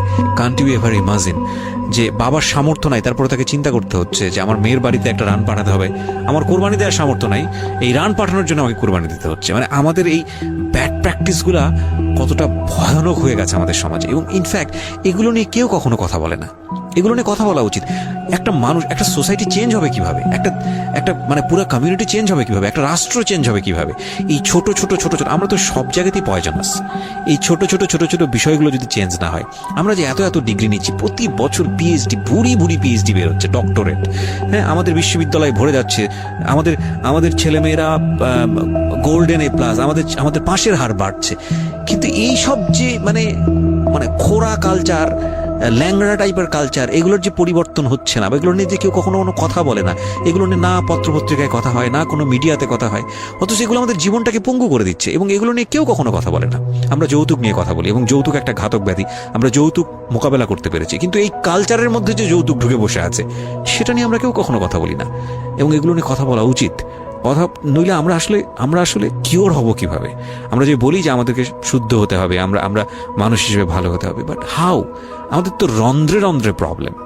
সো প্রবলেমটাকে প্রবলেম বলা উচিত, অ্যাটলিস্ট কাউকে না কাউকে তো স্পিক আউট করতে হবে, এবং স্পিক আউট করলে তাহলে এই প্রবলেমগুলো সামনে আসবে, এবং সামনে আসলে এগুলো নিয়ে কিওর নিয়েও মানুষ কথাবার্তা বলবে। আমি তো জীবনে কোনোদিন শুনিও নাই, আমি জানি না পুরান ঢাকার এই কালচার যে মেয়ের বাড়িতে রান পাঠাতে হয়, এটা এখনো আছে, এবং এটা নিয়ে মোটামুটি মারামারি বাঁধার মতো অবস্থা। হ্যাঁ, এটা নিয়ে মানে এটা কোনো ভাবেই মিস করা যাবে না, এরকম অবস্থা। তো আমার বাসায় কিন্তু রান আসছে, আমার বাসায় পরে রান আসছে। ওকে, ওইটা ছিল ঈদের দিন। হ্যাঁ, ঈদের দিন তারা আমাকে খুব খুব ব্যাডলি কথা শুনেছে আমাকে সামনে বসিয়ে রেখে, মানে 4-5 ভাই বোন একসাথে বসে যেরকম মিটিং, মনে হয় আমি অনেক বড় একটা পাপ করে ফেলছি তার ভাইয়ের কাছে বিয়ে হয়ে। আমার পাপ হয়েছে যে আমি নাকি তার ভাইকে কিভাবে ভুলিয়ে ভালিয়ে, আমি তখন ভুলাবো কি, আমার তো ভালানোর প্রশ্নই আসে না। আমি তখন মনে মনে মানে হাসিও পাচ্ছে, আমি অবাক হচ্ছি যে এগুলো কি বলতেছে, আমি নাকি তাদের ভাইকে হাত করেছি, এই টাইপের কি কি কথা বলতে, মানে আমি এখন বলতে পারবো না বুঝিয়ে। তো এগুলো বলছে, তো আমার কাছে খুব মনে হচ্ছে যে আমি কান্না করতেছি, খুব কান্না করছিলাম। তো কান্না টান্না করার পরে আমার যে হাজবেন্ড ছিল সে কেমন একটা লোক যে সে এটাও বললো না যে মাংসটা তুলে নিয়ে আসি, এটা তো একটা মানে বলতে গেলে কোরবানি দেওয়া হয়। আপনার শ্বশুর বেঁচে ছিল না? না, আমার শ্বশুর শাশুড়ি দুজনই মারা গিয়েছে। তো তার মানে ওই পরিবারের মূল হর্তাকর্তা হচ্ছে আপনার হাজবেন্ডই? হ্যাঁ। আচ্ছা। তো তখন সে ওই মাংসটা নিয়ে আসলো না, ভাই বোন ফেলে দিছে, সেও তাদের সাথে তাল মিলাচ্ছে, কিন্তু আবার আমাকে সরাসরি কিছু বলছে না। কুকুর খাওয়ার দরকার, কারণ পুরান ঢাকায় তো কুকুরের অভাব নেই রাস্তাঘাটে, আমি যেটা দেখি। না, ওইগুলির ভিতরে নাই, ছিল না, ওইগুলিতে ছিল না, থাকলে হয়তো। আর এগুলো করলে তো আপনাদের যে কালচারটা, সেটা হচ্ছে পুরান ঢাকায় একটা জিনিস খুব ভালো লাগে, একটা ফ্যামিলির খবর একটা ফ্যামিলি জানে, হ্যাঁ, যে এই ফ্যামিলির পরিবারে কি হচ্ছে, এই পরিবারে কি হচ্ছে। আশপাশে তো খুব মানে ওরা তো খুব লাগানো বাড়ি ঘর, তো সবাই শুনে, এক দেয়াল দুই বাড়ি। তার মানে এগুলো নিয়ে কত কানাঘুষো তো হচ্ছিল নিশ্চয়ই। পুরো এলাকা, আমি যে কি পরিমাণ মানে লজ্জা, মানে অনুতাপ, আমাকে মানে এমন বানিয়ে ফেলছে যে আমি ওই বাড়িতে শুধু ক্লাস 9-এ পড়ো একটা মেয়ে, যেখানে তার মানে রঙিন স্বপ্ন নিয়ে ডানা মেলে বাঁচার কথা, এবং ঢাকাতে বড় হয় একটা মেয়ে। ক্যান্ট ইউ এভার ইমাজিন সেই মেয়েটার ঈদের সময় আমরা সাধারণত দেখি যে সকালে একটা ড্রেস পরবে, দুপুরে একটা পরবে, রাতে একটা পরবে, বান্ধবীদের সঙ্গে ঘুরে বেড়াবে, এবং মানে পাংখা যেটাকে বলে ওইরকম একটা এইজ। সেই সময়টাতে তার মাংস নিয়ে টানাটানি শুরু হয়েছে, এবং তার বাড়িতে মাংস আসলো কিনা সেটা নিয়ে টানাটানি শুরু হয়েছে, এবং সে মহল্লায় বেরোতে পারছে না নিজের মুখ, এবং এভরি নাইট তার উপরে ফিজিক্যাল টর্চার। এবং ক্যান ইউ এভার ইমাজিন যে আমাদের সমাজের মেয়েরা, নারীরা কতটা সহ্য করে? কেউ সুবিধাভোগী অফকোর্স, কিন্তু ম্যাক্সিমাম ফেসটাই হয়তো বা এরকম। এবং এই জন্য নারী নির্যাতন বলে যে শব্দটা না, আসলে এটার যে ব্যাপ্তি, মানে এটার যে কতটা ভায়োলেটিভ হতে পারে, এটার ভেতরে না ঢুকলে আসলে বোঝা যায় না। তারপর কি হলো? তারপর ওই দিন গেল, ওই দিন ওই মাংসটা আমার ওই যে মেঝো দেবর, যে উনি আবার একটু অন্যরকম ছিল, উনি পড়ালেখা করেনি, উনি খুব রাফলি কথা বলতো, উনি জুতার ব্যবসা করতো। তো এমনিতে মেন্টালিটির দিক থেকে বলতে গেলে অনেকে থাকে না যে পড়ালেখা না করেও শিক্ষিত, অনেকে এরকম থাকে, কিন্তু মানে সে পুরোপুরি মানে শুদ্ধ ভাষায় কথা বলতে পারে না যে একটা লোক, খুব ঢাকাইয়া ভাষায় পুরোপুরি গালাগালি, বলতে গেলে প্রত্যেকটা কথার আগে পিছনে একটা করে গালি থাকে এরকম। কিন্তু তারপরেও না তার মেন্টালিটি আমার ভালো লাগতো। ইভেন নাও আমি এখনো চিন্তা করি যে আমার ওই ভাইয়া অনেক ভালো, হ্যাঁ, ওই দিক থেকে।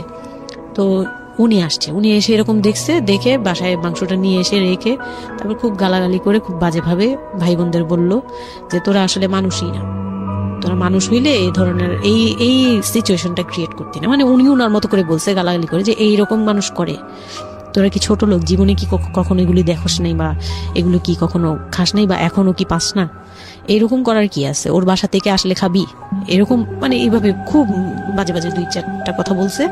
তারপর তারা গিয়ে ঠান্ডা হয়েছে, আর আমার বলতেছে তুমি এখানে বসে বসে ওদের দৃশ্য দেখতেছো কেন, তুমি উপরে যাও। তখন তার বউর আবার একটু জেলাস হলো যে আমার প্রতি তার কেন মানে ওই দিক থেকে আবার মানে ওইটা ওইভাবে দেখলো না যে ভাই হিসেবে বোনকে সেভ করলো, এরকম না। আমি কিন্তু এইভাবে নিয়েছি যে মনে হচ্ছিল যে আমার বড় ভাই, এটা ওদের ভাই না, আমারই বড় ভাই, আমাকে সেভ করলো। আমার কাছে এত ভালো লাগছে, আমি কিছু হলেই বলতাম ভাইয়ারে, যে বলতাম ভাইয়া দেখেন না আমার সাথে এটা বলতেছে, সাথে নেমে এই কে ওরে গালাগালি করছে, উনি তো গালাগালি শুরু করে দিত, আর উনারে সবাই ভয় পেত। মানে আমার হাজবেন্ড ভাই বোনের সাথে তাল মিলাতো, আর উনি ছিল একটু ডিফারেন্ট। তো কিছু হলেই উনি বাসায় আসার অপেক্ষায় থাকতো না, উনি আসলে উনারে বলবো। একদম সিঁড়ি দিয়ে ওঠার সময় নামার সময় ভাইয়া আজকে আমার না এটা বলছে, এই সাথে ভালো হলে মানে উনি মোটামুটি আমাকে সেফ রাখতো। আর ছোট যে দেবরটা ছিল ও হচ্ছে একদম কোনো কথাই বলে না, চুপচাপ, ইয়েস নো কিছুই বলে না, চুপচাপ। সে আবার ছিল স্কুল টিচার, ওই পুরো ফ্যামিলিতে ওই এডুকেটেড ছিল, মাস্টার্স কমপ্লিট করা আর কি। ও একটা খুব ভালো সাইড বেছে নিয়েছে যে কথা বলে এখানে লাভ হবে না। হ্যাঁ, সে একদম চুপ নিরপেক্ষ। কারণ তাদের সাথে বলতে গেলে ভাই বোনের সাথে দ্বন্দ্ব হবে, আমার সাপোর্টে যেতে গেলে একটা বাজে কিছু ক্রিয়েট হবে, আবার আমাকে বকা দিতে গেলে এটা অন্যায় হবে, সে ওটা বুঝতো। মানে আমি যা সবকিছু মিলে যেটা দেখলাম যে এটার জন্যই সে চুপচাপ থাকতো। তো মানে উকিল মা যে ছিলেন আমার খালা, উনি কোরবানি দিয়ে পরের দিন রান পাঠাইছে, পরে এই রান পাঠানোর পরে আমার ওই যে মেজ দেবর যে ছিলেন, হুম।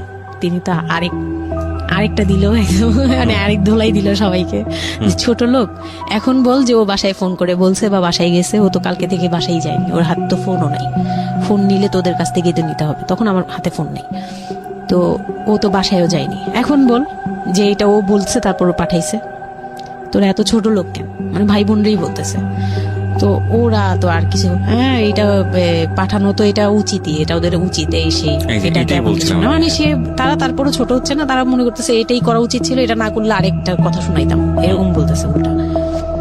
তো এইগুলো করার পরে আমিও আর এগুলা মাথা থেকে ফেলে দিলাম, ভাইয়াও বলে টলে চলে গেল, আর আমার হাজবেন্ড যে ছিল সেও খুব খুশি, সে মানে আমার বাসা থেকে পাঠাইছে এই সেই। তো বিয়ের 4 মাস পরে মেইন পার্ট যেটা, যে আমি কনসেপ্ট করি, তখন আমি বুঝতে পারি না কনসেপ্ট এই করার 13-14 কি বছর বয়সে? হ্যাঁ, তখন আমি স্কুল যাতায়াত করতাম, রেগুলার না, আচ্ছা, মাঝে মাঝে যেতেন। ইরেগুলার, মানে মাঝে মাঝে বলতে আমি চাচ্ছিলাম কি পড়াটা রানিং থাকুক, এক্সাম গুলো দিব আর বাসায় থাকবো, আর বাসা থেকে যখন স্কুল ড্রেস পরে বেরোতাম আমাকে সবাই মিলে কি যে বলতো, মানে বলার মতো না, এগুলো অকথ্য ভাষা বলতে গেলে, যে মানে নোংরা কথা বলতো। তো যাই হোক, ওগুলো আমি কানেও নিতাম না, আমি বলতাম না আমি স্কুলে যাব।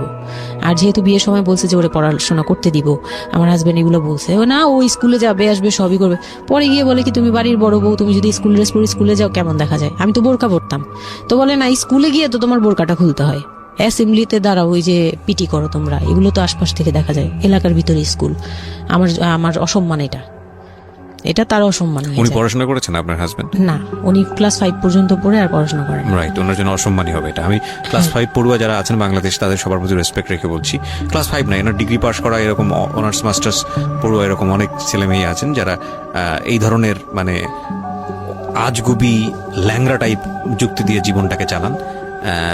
তাদের জন্য এটা আসলে অযুক্তি কি হবে, কিছু করার নাই। হ্যাঁ, তো আমি তখন চিন্তা করছি যে আমি স্কুলে যাব, তো মাঝে মাঝে করতাম কি একটু করেই মানে ম্যানেজ করে যাওয়ার চেষ্টা করতাম, বিষয়টা যদি এরকম হতে ধরেন, আমি জানি না, প্রথমত যেটা ঠিকই হয়নি, মানে কোনো কিছুই ঠিক হয়নি, শুনছি আর মেজাজ খারাপ হচ্ছে আসলে, মানে কোনো কিছুই ঠিক হয়নি, তারপরেও যদি খারাপের মধ্যে ভালোটা চিন্তা করি, যে ঠিক আছে এত কিছু একটা মানুষের এত খারাপ, একটা দুটো দিক তো ভালো থাকতে পারে না, ওর ওয়াইফকে সে সাথে করে নিয়েছে, ঠিক আছে তোমার স্কুলে চলো আমি তোমাকে পৌঁছে দিয়ে আসি, স্কুলে পৌঁছে দিয়ে আসলো, স্কুল থেকে নিয়ে আসলো, কিছু জিনিস হয়তো ওনার আত্মসম্মানে লাগবে, যেহেতু উনি বেশি দূর পর্যন্ত লেখাপড়া করেনি, উনি অনেক কালচারের সাথে অভ্যস্ত না, এতটুকু হলেও তো ও নিজের মনটাকে বুঝ দিতে পারতো যে না আমার হাজবেন্ড আমাকে কেয়ার করে। মানে স্টুপিডিটি আর কি, মানে লিমিটলেস স্টুপিডিটি যাকে বলে, তুমি অ্যাসেম্বলিতে দাঁড়াবে সে কারণে তোমার লেখাপড়া বন্ধ, বদমাইশ। তারপর স্কুল বন্ধ করে দিল। না, তখন আমি কনসেপ্ট করি, আমি বুঝতে পারিনি, আমার তখন টেস্ট পরীক্ষা চলছে স্কুলে, তো পরীক্ষা দিতে দিতে আমার মানে শারীরিক পরিবর্তন খেয়াল করলাম, যে আমার বমি লাগতেছে খুব, মানে বইয়ের দিকে তাকাতে পাচ্ছি না, খাতার দিকে তাকাতে মানে মাথা কেমন করতেছে, তখন ক্লাস 9-এ। তখন খুব আপনি জানেন কষ্ট না আপনি হচ্ছে। কনসিভ করেছেন? না, আচ্ছা। তখনও মানে এইটার সিমটম ফার্স্ট।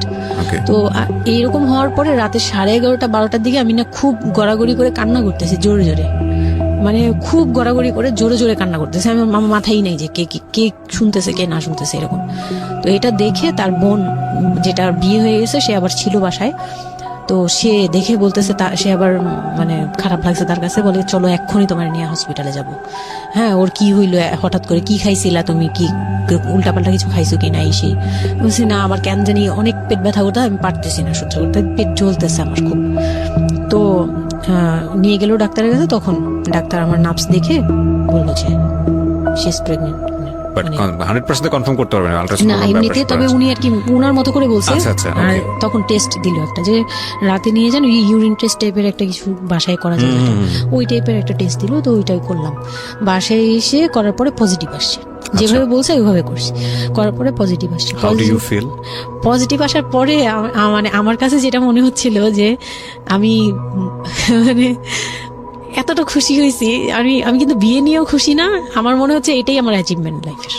আচ্ছা, এতটা খুশি হয়েছে আমি বলতে পারবো না কেন। এটা আসলে ন্যাচারালি আল্লাহ হয়তো প্রত্যেকটা মেয়ের মধ্যে এই বিষয়টা দিয়ে দেন, যে নইলে আসলে মা কেন, মানে মা তো মাই, এটা আসলে আল্লাহ গিফটেড অফকোর্স। দেখেন এরকম একটা ডিফিকাল্ট সিচুয়েশনের মধ্যে, যেখানে 13 বছর বয়সে ওর আসলে এই জিনিসটা ফিল করার কথা না, সেখানে ও ফিল করতেছে, এটা কিন্তু লজিকলেস ফিল, এবং এই ফিলটা সম্পূর্ণই ন্যাচারাল। ওকে, আমার কাছে তখন মনে হচ্ছিল কি যে আমার পেটে একটা জীবন্ত কিছু আছে, এক্স্যাক্টলি। মানে এরকম ফিল হচ্ছে। আর আমি এটাকে মানে একটা কিউরিসিটিও, যে দেখি তো কি হয়, কতদিন পরে কি হবে, মানে এটা আস্তে আস্তে বড় হবে, এটা কি করবে পেটে, এটা কিভাবে আসবে, মানে দুনিয়াতে কিভাবে আসবে, এটা এইগুলোও জানি না আমি, যে মানে এটা বড় হলে পরে এটা যে কিভাবে দুনিয়াতে আসবে। You feel like it's a game, একটা কোন একটা খেলা, খুব মজা মজার একটা একটা খেলা। হ্যাঁ, যে আমি একটা কিছু পাইছি, এটা নিয়ে থাকা যাবে এখন, Okay. এরকম মনে হচ্ছিল তখন। খুব মানে খুব কেন জানি খুব আনন্দ, মানে মা হওয়ার ফিল না কিন্তু, Right, বুঝতে এটা পেরেছি। মা হওয়ার ফিল না কিন্তু কিউরিওসিটির জায়গা থেকে হ্যাঁ, জিনিসটা। কিছু একটা আছে আমার সাথে, আমি এটা নিয়েই থাকবো এখন, মানে আমি একটা কিছু পাইছি এখন, আর আমি একা না, এরকম মনে হচ্ছে। তো আমি না দৌড়ে দৌড়ে বের হয়ে বললাম কি, ওই যে যে বোনটা আমাকে রাতে নিয়ে গেছিল ডাক্তারের কাছে, সে তো ছিল রাতে। তো আমি বের হয়ে বলতেছি কি, আপা আপা আমার না এইরকম দুইটা ইয়ে আসছে, মানে এই পজিটিভ স্টেপ গুলো আসে যেগুলো বলছি। পরে সে না সাথে সাথে বলে কি, এখন তো আমাদের কদর কমে যাবে আরো। প্রথম ছিল এটা, প্রথম ডায়লগ ছিল এটা, মানে মনটা খারাপ করে সে বড় নিঃশ্বাস ফেলে বললো, হ্যাঁ এখন তো আমাদের কদর কমে যাবে, আর তো এখন তো আর কম কম আসা লাগবে। তার সাথে ছোট বোনটা বলতেছে, তুমি না সময় কমে বুঝে কথা বলো না, এইগুলো তো বুঝতে হবে, মানে তাদের মতো করে তারা বলতেছে, যে পুরন ঢাকার মানুষ যেভাবে বলে ওইভাবে বলতেছে, যে এগুলো তো বুঝতে হবে যে এগুলো প্ল্যান করা, মানে আমি ইচ্ছা করে কনসেপ্ট করছি এরকম কিছু বুঝাইছে, কিন্তু আমি তখনও না এই জিনিসটা মানে ঘোলা ঘোলা, আমি বুঝি নাই যে ওরা কি বলতেছে দুইজনে। তা আমি বলি যা মজা তাই বলুক, আমি আমার মতো থাকি। তা আমি দৌড় দিয়ে গিয়ে আমার হাজবেন্ডকে না বললাম, এই উঠেন না উঠেন না উঠেন না। আমি তখন পর্যন্ত কিন্তু তাকে খুশি হয়ে কিছু বলিনি, ফার্স্ট তাকে খুশি মনে কিছু বলতেছি। বিয়ের 4 মাস, বিয়ের 4 মাসে আমি তাকে কখনো ডাকও দিইনি, তাকে কিছু বলিও নাই, বা আমি ওনাকে কোনো রিকোয়েস্টও করি নাই, কোনো আহ্লাদও করিনি। ফার্স্ট মানে মনে হলো যে আহ্লাদ করে বলি, যে জানেন আমি এরকম আসছে আমার। তো আমি কাকে বলবো, কাকে ওদের করে খুশি করতে পারিনি, যাই রে দেখি খুশি করতে পারি কিনা। যে তাকে ধাক্কা দিছি, সে ঘুম থেকে বিরক্ত হয়ে উঠলো, এই ধাক্কা ধাক্কি করো কেন, কি হয়েছে? আমি তো মনটা ভেঙে গেলাম, কি যে আমি তো এরকম আমার পজিটিভ আসছে, দেখালাম যে এই যে এটা হলে না পজিটিভ হয়, রাতে পেট ব্যথা বলছিলাম না, তো ওইটার ইয়েতে এটা আসছে। তারপরে না চুপ হয়ে তাকায় আছে, বলে কি এইগুলা কি, আমি কি এইগুলা কি, মানে বুঝলাম না। বলে কি এইটা তো ঠিক না। কি ঠিক না? তারপর বলতেছে যে এই এখন তো এগুলোর দরকার নেই আমাদের, এখন তো এগুলোর কোনো দরকার নাই। তো আমি বলি আপনি আমার স্কুল যেতে দিবেন না। আমি এবার তখন খুললাম, আপনি স্কুল যেতে দেন না, তারপরে আর আমি তো এই জিনিস মানে এটা কিভাবে কি হয়েছে আমি তো জানি না। আমি ভাবছি যে আপনি হয়তো বা কিছু করছেন, আমি জানি না। আমি তাকে এইভাবেই বললাম খুলে, যে আমি তো আসলে জানি না, যে আমি ভাবছি আপনি চাচ্ছিলেন এই জন্য হয়তো বা এরকম কিছু হয়েছে। আর মানে প্রোটেকশন নেওয়া টেওয়া সবকিছু তার উপর ডিপেন্ড করে। তারপর হচ্ছে এটা বলার পরে না মানে আমি আর কিছু বলার মতো ইয়েতে ছিলাম না, আমি চুপচাপ, যে ওরা কি করবে না করবে আমি কিছু জানি না। তো আমার হাজবেন্ড যেটা করলো, যে সে চাচ্ছিল না যে আমি মানে সে চাচ্ছিল না বেবিটা, কোন কথা হচ্ছে, সে চাচ্ছে এটাকে বেবিটা অ্যাভয়েড করে চাচ্ছে না, ফেলতে। মানে কিন্তু কিছু বলতেও পারছে না। আমি এবার বাসায়ও বলছি, বাসায় সবাইও খুব চিন্তিত আমার এইটুক বয়সে আমি কিভাবে কি করব। আর এদিক দিয়ে আমি এবার কিছুই বলছি না, আমি আমার মতো করে চলছি, নর্মাল লাইফ কাটাচ্ছি। আমার কোনো শারীরিক পরিবর্তন তেমন আসে নাই, সত্যি কথা বলতে। শুধু একটু মানে কিছু কিছু খাবার আছে একটু বাজে লাগতো, এই ছাড়া আমার সবই নর্মাল। আমি নর্মাল ওয়েতেই আমি ওই ওষুধ খাচ্ছি রেগুলার, আর হাঁটা চলা করতেছি, লাফালাফি সিঁড়ি বাওয়া কোনো কিছুতেই আমার ইয়ে নেই। দাদা আছে আছে, ডাক্তার থেকেও কোনো ধরনের কোনো কন্ডিশন দেয়নি? না ডাক্তার দিয়েছে, ডাক্তার ওই যে 2-1টা ওষুধ দিয়েছে। প্রথম কথা হচ্ছে ডাক্তার থেকে যে বাক্যটা আসলে ছিল যে এই 13 বছরের মেয়ের সাথে এটা কিভাবে হলো? ও ডাক্তার, হ্যাঁ। তখন যখন ফার্স্টে ওই দেখলো, তো উনি বললো যে এটা তো আসলে নষ্ট করাটা ওর জন্য রিস্ক। এক্স্যাক্টলি, এটা মানে সব দিক বলতেছে থেকে যে তো রিস্ক। ডাক্তার যেটা বললো, যে জাফর ইকবাল আমার বাসার পাশেই ছিল উনি, তো উনি আমাকে যেটা বললো যে এই মেয়ের মানে রাখাটাও যেমন রিস্ক, ফেলে দেওয়াটা। আর যেহেতু মানে আল্লাহকে তো সবাই বিশ্বাস করি, তো বলতেছে যে যেহেতু আল্লাহ চাচ্ছে, যেহেতু এসেই পড়ছে, এটাকে নিয়ে আমরা মাতাবুরি না করি, যেহেতু রাখাও রিস্ক ফেলে দেওয়াও রিস্ক, রাখুক। না এটা এইভাবে আল্লাহকে নিয়ে বলা যাবে না, এমন বলছে, ভুল বলেছে না উনি বলছেন প্রথম কথা হচ্ছে আল্লাহ তো থাক ঠিক আছে, যদি ভাগ্যে থেকে থাকে তাহলে হবে। আর এই বয়সে হয়, কিন্তু এত অল্প বয়সে নেওয়াটা ঠিক না, উনিও এটা বলছে। তো ওইভাবে ইয়ে করার পরে তো আমি তো রাখছি ঠিকই, কিন্তু আমি তো মানে ওই সময়টা তো ভালোই গেছে। বাচ্চাটা হওয়ার পরে তো আমি বুঝতে পারছি যে আসলে এই জিনিসটা যে আমার পুরো কত বড় একটা ইয়ে ছিল। এখন আপনার হাজবেন্ড হ্যাপি না, সে চিন্তিত বিষয়টা নিয়ে। তারপরে কি হলো? তারপরে থেকে তার মধ্যে আমার মধ্যে একটা বিরাট গ্যাপ তৈরি হলো। সে আমার সাথে মানে টোটালি মিশে না। ওকে। ওই সময় থেকে যখন শুনলো রাতে 3টা-4টা বাজেও আসে বাসায়। তার মধ্যে একদম পুরো চেঞ্জিং চলে আসলো হঠাৎ করেই। কি কারণে জানি না, মানে আমি নিজেও জানি না আমার কি ভুল ছিল বা কি, আমি নিজেও বুঝছিলাম না তখন। ওই সময় একদিন আসলো রাতে 3:30 না 3টার দিকে, হ্যাঁ 3টার পরে আর কি আসছে। আসার পরে আমি ওই দিন খুব খেপলাম যে প্রত্যেক রাতে, আমি একটা অসুস্থ মানুষ, আমি রাত জেগে আপনার জন্য খুব ভাত স্বাভাবিক, নিয়ে বসে থাকি, খুব স্বাভাবিক। আপনি প্রত্যেক রাতে এরকম লেট করে আসেন, আমাকে গেট খুলে দিতে হয়, আমি ঘুম থেকে উঠেও গেট খুললে আমার খুব কষ্ট হয়, সিঁড়িটা বেয়ে নেমে আমার গেটটা খুলতে হয়, আমার ভয়ও লাগে, আমি কখনো বাসায় একা থাকিনি। ওই প্রথম মানে আমাকে সে চুলে ধরে সে টেনে ও সিঁড়ি দিয়ে নামাইছে, মানে নামায় সে আমাকে বের করে দিবে এখনই। হ্যাঁ, এত বড় হয়ে গেছে, সাহস হয়ে গেছে, এক্ষুনি বাসা থেকে বের হও। সে কিন্তু নেশাও করে নেই, কিচ্ছু না, সুস্থ একটা মানুষ, এরকম করতেছে। তো তার ভাই বোনগুলো এসে বলতেছে আপনি কি মানুষজন কি বলবে, তারা মানুষজনের চিন্তা করতেছে, কিন্তু আমার যে টর্চার হচ্ছে এটা বলতেছে না। এইটা আরেকটা বিষয়, এই যে এগুলো বিষয় আসলে না আমার মেজাজ খুব খারাপ হয়ে যায়। যাই হোক, আপনি যদি আনছেন, আমি খুব সেন্সিটিভ একটা বিষয় একটু কথা বলতে চাই। হ্যাঁ, sure. সেটা হচ্ছে এই যে আপনারা যে তো মানুষজন চিন্তা করেন, নিজের ঘরের ভিতরে একটা মানুষ ঠিক নাই, এটা আমি আপনাদের কথা বলছি না, এটা বাংলাদেশের সামাজিক অবস্থার চিত্র। সেটা হচ্ছে আমরা নিজের ঘরের মধ্যে অনেক সময় দেখা যায় যে আপনারা যখন ঘরের মধ্যে একটা বিপদে পড়েন, আপনার চারপাশের লোকজনকে এসে আপনার সেটা সলভ করে। তো ফার্স্ট আপনি ঘরের কথা আগে চিন্তা করেন, আপনার মেয়ে কিভাবে ভালো থাকবে সেটার কথা চিন্তা করেন, আপনার ছেলেটা কিভাবে ভালো থাকবে সেই কথাটা চিন্তা করেন। এতে যদি আপনার দুর্নাম হয়ও কিছুটা, সেটা আপনার ওভারলুক করা উচিত। বরং আপনি যাদের কথা চিন্তা করে এই ছেলে মেয়েদের প্রতি খারাপ আচরণ করতেছেন, আপনার ছেলে মেয়ে খারাপ থাকার কারণে একটা সময় গিয়ে সেটা আউটব্রাস্ট হবেই। যেই মান সম্মানের কথা আপনি চিন্তা করতেছেন, সেই মান সম্মান আরো বেশি পরিমাণে ক্ষতিগ্রস্ত হবে।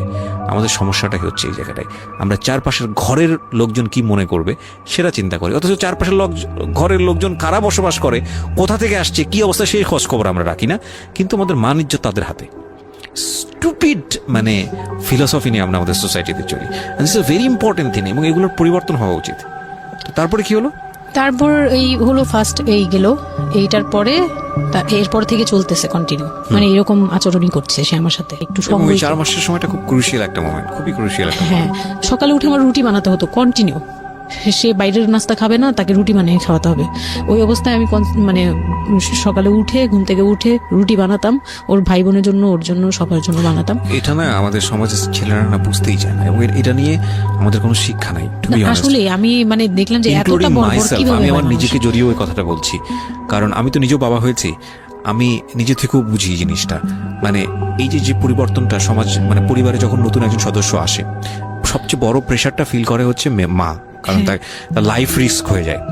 কিন্তু এখানে বাবার যে দায়িত্বটা, খুব মজার বিষয় হচ্ছে, আমি আমার নিজের এক্সপিরিয়েন্সের জায়গা থেকেই বলতেছি, যে বাবার দায়িত্বের জায়গাটা বোঝা শুরু হয় সন্তান দুনিয়াতে আসার পর থেকে, এবং তাও ইমিডিয়েটলি আসে না। সন্তান একটু করে বড় হচ্ছে, অ্যাটাচমেন্টটা হচ্ছে, যখন নড়াচড়া সামনে দিয়ে নড়াচড়া করতেছে, একটু একটু মিস হচ্ছে, দূরে থাকতেছে, তারপরে কি মানে সন্তান যখন প্রাপ্তবয়স্ক 1 বছর 2 বছর বয়স, ওই সময় বাবা ফিলটা আসে, তুলে দেয়, তখন গিয়ে প্রেজেন্টার নাই, তখন হচ্ছে বাবা ফিলটা পায়। তার আগ পর্যন্ত বাবা বুঝতেই পারে না, তো মনে হয় আসলে কি বাচ্চাটা আমার কোত্থেকে আসলো, এই সত্য ফিলটা এরকম থাকে। এটা খুব ন্যাচারাল একটা ফিল, কিন্তু এই ন্যাচারাল ফিলটার সুযোগ নিয়ে অনেক সময় আমরা একটা অবুঝের মতো আচরণ করে ফেলি, ভয়ানক বাজে আচরণ করে ফেলি। ইয়ে থাকে, মাত্রা থাকে, যেমন আপনি কতটুকু মানে কতটুকু কেয়ারফুল ছিলেন, কতটুকু ইয়ে ছিলেন, এটার কিন্তু একটা লেভেল আছে, পার্সেন্টেজ আছে, এবং এটা নিয়ে শেখানো উচিত আমাদের আমাদের আমাদের আমাদের মানে এডুকেশন সিস্টেমের মধ্যে তো নাই। এবং আমরা জানি না ম্যারেজ কাউন্সিলিং বলে অনেক একটা বিষয় আছে, এগুলো তো আমাদের প্র্যাকটিসে নাই, কোনোভাবে নাই। এগুলো তো আমাদের কাছে মনে হয় যে বিলাসিতা, এবং আমাদের রাইট। এবং বাবা যিনি, একটা হচ্ছে যে মা হওয়ার একটা প্রিপারেশন দরকার আছে, মেন্টাল প্রিপারেশন, একটা বাবা হওয়ার জন্য একটা মেন্টাল প্রিপারেশন দরকার আছে। আমাদের সমাজে এটা টোটালি মিসিং। আমরা এই নারী দিদিদের কাছ থেকে যে গাইডটা পেয়ে আসছি, সেটা না বুঝে না শুনে প্র্যাকটিস করেছি। আমি জানি না, আজকে আমি সত্যি এই কথাগুলো বলতেছি, হয়তো আমরা ওই রাতারাতি পরিবর্তনের জায়গায় যেতে পারবো না, বাট আমি শুধু একটা কথাই বলতে চাই, সেটা হচ্ছে বাবাদের দায়িত্বটা অনেক বেশি, বিশেষ করে বাচ্চা চলে আসার পর থেকে মেন্টাল সাপোর্টটা খুব জরুরি, খুবই জরুরি। হ্যাঁ, এবং কারণ এটা একটা মেয়ের লাইফ রিস্কের প্রশ্ন, এবং আপনি জানবেন না যে সে আসলে কতটা ভয়ানক রকমের লাইফ রিস্কের মধ্যে রেখে সে একটা সুন্দর স্বপ্ন দেখে। তো ওই মানুষের পাশে কিছুই না, আপনি শুধু কোম্পানি দেন, এবং এই কোম্পানিটা তারা খুব মিস করে এই সময়টাতে। হ্যাঁ, এটাই ও বলার চেষ্টা করছে। তারপর হচ্ছে যে আমার বেবি হলো হসপিটালে যখন মেয়ে হলো, তো এই রুমটাতে ঢোকার পর্যন্ত আমি খুব ইয়েতে ছিলাম, মানে রুমটাতে যখন ঢুকি তখন আমি কান্না করছিলাম, খুব ভয় ভয় ছিল যে ওটিতে? হ্যাঁ, ওকে। তখন মনে হচ্ছিল যে আমি মরেই যাই নাকি এরকম মনে হচ্ছিল। আর আমাকে তো মানে অপারেশন করবে, তারাও ডাক্তার বলতেছে এই মেয়ের অপারেশন কি করবো, আর এই মেয়ে নর্মালে কি বেবি দিবে। আমি বলতেছে এটা তো গ্রামগঞ্জ না, আপনারা কি করছেন। আমি তখন আরো শুকনা ছিলাম, তো আর এমনিতেও বয়সও কম ছিল, আবার শুকনাও ছিলাম, দেখতে আরো পিচ্ছি লাগতো। বলতো যে অনেক দুর্বল, তো ও তো মানে ঠিক মতো টেক কেয়ারও করেন নাই বাসায়। হ্যাঁ, বলতেছে একদম আমার এই হাতের মানে এইগুলো ব্রিন গুলো বুঝে যেত, এইগুলো বুঝা যেত, একদম হাড় গোড় বুঝা যেত। যখন অপারেশন করে, অপারেশনের 12 ঘন্টা পর আমার সেন্স আসে, প্রায় 12 ঘন্টা। তার মানে আপনার বেবি হয়েছে আপনি জানেনই না? জানি না। পরে আমি যখন ঘুম থেকে caesarean baby? Caesarean baby. Okay. পরের দিন শুধু রাতে একটু টের পাই যে আমি আমার পাশে কেউ মানে ব্রেস্ট ফিড করছে, এটা ফিল পাইছি। শুধু মুখের দিকে তাকাতে পারিনি, চোখ খুলতে পারিনি, কিন্তু কেউ একজন আমার পাশে শোয়া, মানে আমার হাতের উপরে একটা বাচ্চা শোয়া, এইরকম ফিল পেয়েছি। আর এরপরে যে চোখ বন্ধ করেছি, একবারে সকালে প্রায় 11টা-12টার দিকে আমার ঘুম ভাঙছে। তখন তাকানোর পরে একটু পুরোপুরি ইয়েতে, তো আমাকে উঠিয়ে নিয়ে আমাকে ইয়েতে ক্যাবিনে দেওয়া হলো। ক্যাবিনে দেওয়ার পরে আমি বাচ্চাকে দেখি, বারবার চিন্তা করি যে এটা আমার মেয়ে, কোত্থেকে আসলো, কিভাবে আসলো, আমি নিজেকে দেখি। Best feel ever, believe me guys. এটা তখন না আমার মাথায় এটাও ছিল না যে এটার বাবাকে, এটার ফুপুকে, এটার চাচাকে, হোয়াট এভার, আমার বাচ্চা এটা, মানে আমি এখনো স্টিল না, আমার বাচ্চা এখন ক্লাস 8-এ পড়ে, এখনো আমি তাকে বাচ্চা বলি। হ্যাঁ, তো ও আর আমি একসাথে হাঁটলে মনে হয় কি মানে ফ্রেন্ড আমরা এরকম। পরে হচ্ছে ওই বাচ্চাটা হওয়ার পরে সে খেলে, আমার খুব ভালো লাগে, তাকে নিয়ে আমার সময় ভালো কাটে। আমার আর মানে ওর বাবার কথা মাথায় নেই যে এই লোক শুধু মানে এনে দিবে ঘরে, আমি রান্না করব, খাবো, ব্যাস ওই পর্যন্তই শেষ। আমার আর এর দরকার নেই, কাউরই দরকার নেই। আমার বাচ্চা নিয়ে আমি পুতুলের মতো খেলি সারাদিন। ওর বাবা অনেক সময় দেখা গেত, ওর বাবা তো রাতে 2টা-3টায় আসতো, আসার পরে যে খাওয়া দাওয়া করে ঘুমাবে। তো আমার তো ওই রুম ছাড়া কোনো ওয়ে ছিল না, ওই রুমে আমি হাঁটাহাঁটি করতাম, বাচ্চা কান্না করতো। একদিন এমনও হয়েছে সে আমাকে ঘর থেকে বের করে দিচ্ছে, আমি নাকি ইচ্ছা করে বাচ্চাকে কাঁদাই আর তাকে ঘুমাতে দিই না। হ্যাঁ, সে আমাকে রুম থেকে বের করে দিচ্ছে। তো রাতে এত রাতে বাসা থেকে যখন রুম থেকে বের করে দিচ্ছে, আমি সিঁড়িতে সারা রাত, মানে ওদের তো আর বারান্দাও নেই হাঁটার জায়গা। বাচ্চা কোথায় ছিল? বাচ্চা আমার কোলে। বাচ্চা টাওয়াল দিয়ে পেঁচানো আমার কোলে, সে কান্না করতেছে, আমি সিঁড়িতে বসে আছি। আর আমি যখন সিঁড়িতে বসছি, আমি জানি না কি কারণে বাচ্চার কান্না অটো থেমে গেছে। রুম থেকে বের হয়েছি না, তো ওর বাবা যে ধমক টমক দিছে, আমি জানি না কি কারণে, হয়তো বা রাতও অনেক হয়ে গেছিল, অনেক কান্নাকাটির পরে হয়তো ও ক্লান্ত হয়ে গেছিল, ও মোটামুটি চুপ হয়ে গেছে সিঁড়িতে, নয়তো পুরো এলাকা জানার কথা এইরকম। তো আমি সিঁড়িতে বসে বসে কান্না করছি সারা রাত, মানে তখন অলমোস্ট তখন 4টা বাজে, ভেতরে ভাবে ঘুমিয়েছে নাক ডেকে। হ্যাঁ, তখন সে ঘুমাচ্ছে, ভিতরে গিয়ে ঘুমাচ্ছে। আমি আর ভয়ে রুমেই যাইনি, মানে কি না কি করবে আবার, এই জন্য রুমেই যাইনি। তো এই কাজটা করার পরে সে আমার মন থেকে আরো উঠে গেছে। আমার যে দেবর ছিল, যে বললাম যে আমাকে খুব ভালোবাসতো উনি, তো উনি আবার খুব ভোরে আসতো, জুতার ব্যবসায়ী তো, ওনাদের কারখানা সারা রাত কাজ হতো, প্রত্যেক দিন সকালে 5টা-6টা এইভাবে আসতো। তো ঘন্টাখানিক পরে উনি যখন চলে আসছে, তখন আমাকে সিঁড়ি দিয়ে ওঠার সময় মানে গেট নক করছে, ওনার ওয়াইফ নামছে উপর থেকে, নেমে বলতেছে তুমি এখানে কেন? আমি বললাম যে এরকম আপনার ভাই ঘুমাতে পারে না, আমাকে বের করে দিচ্ছে। তো সেও খুব নর্মাল ভাবে নিল ব্যাপারটা, কিন্তু তার ভাই যখন গেট খুলে দেখলো যে আমি জেগে আছি আর ওটা নিয়ে সিঁড়িতে বসছি, তখন সে গালাগালি করতেছে, শালা আমি। ওনার আবার বিয়ের 12 বছর হয়ে গেছে, কিন্তু বাচ্চা কাচ্চা হয়নি। উনি আবার এই দিক থেকে খুব ছিল যে তার খুব ইচ্ছা ছিল একটা বাচ্চার বাবা হবে। এই তো আমার কোল থেকে বাচ্চাকে নিয়ে বলতেছে তোমরা আসলে কেউ যোগ্য না, তুমি মা হওয়ার যোগ্য না, ও তো বাপ হওয়ার যোগ্য ছিলই না কোনোদিন, কিন্তু তারপরে তোমাদের ঘরে দিছে। মানে সে গালাগালি করতেছে, না আমি এতদিন ধরে ট্রাই করতেছি, আমি পাচ্ছি না, আর ওরে দিয়ে দিছে, ওর মতো একটা অপদার্থরে দিয়ে দিচ্ছে, মানে এরকম করে বলতেছে। তারপরে হচ্ছে এই উপরে গেলাম, উপরে যাওয়ার পরে আমি ওই রুমে গেলাম, ওরা আরো বলতেছে আচ্ছা তুমি যাও, আমরা ওকে রাখি। ও ঘন্টাখানিক রাখলো, পরে ঘুমানোর পরে আমাকে আবার ডেকে দিয়ে দিচ্ছে বাচ্চাকে, যে ও ঘুমালে আমি দিয়ে আসবো, তুমি রুমে ওরে নিয়ে যেও না, ও আবার কান্নাকাটি করলে বড় ভাই রাগারাগি করতে পারে। তো ওইভাবে আমি এবার রুমে গিয়ে ঘুমালাম, পরে ওনারা দিয়ে গেছে। এই গেল একটা রাত। তারপর আমার বাচ্চাটা যখন 3-4 বছর হয়, মানে এইভাবে বাচ্চা কোলে আদর করতো, বাচ্চা নিত, কোলে নিত? না, বাচ্চা কোলে নিতে পারতো না। ও ছোট থেকে এত বুঝতো, মানে তার বাবা কি কি পছন্দ করতো, কি কি পছন্দ করতো না, ওগুলো করতো না। মানে খুব কেয়ারফুলি, Beautiful. আর এত শান্ত যে তাকে যে এখানে বসে থাকতে বললে সে 2 ঘন্টাও ওইখানেই খেলতে বাহ, থাকবে, বাহ, কিন্তু বাহ। ওখান থেকে নড়বে চড়বে না। তো আমি চিন্তা করে দেখলাম কি আমি ইম্যাচিউর মাদার, তো হয়তো বা সৃষ্টিকর্তা এর জন্যই আমাকে এরকম একটা ভেবে দিয়েছে যে ওই তোমাকে বুঝুক। ইভেন নাও, মানে এখন যে ও এত বড় হয়ে গেছে তারপরেও আমাকে অনেক কিছু বুঝায়, মানে সে আমার চেয়ে ভালো বুঝে, বাহ, আমি beautiful, বুঝি এটা। beautiful, মাশাআল্লাহ। তো যাই হোক, ও যখন 3 বছর হলো, 3 বছর 3.5 বছর, তখনই আমি তাকে স্কুলে দিব।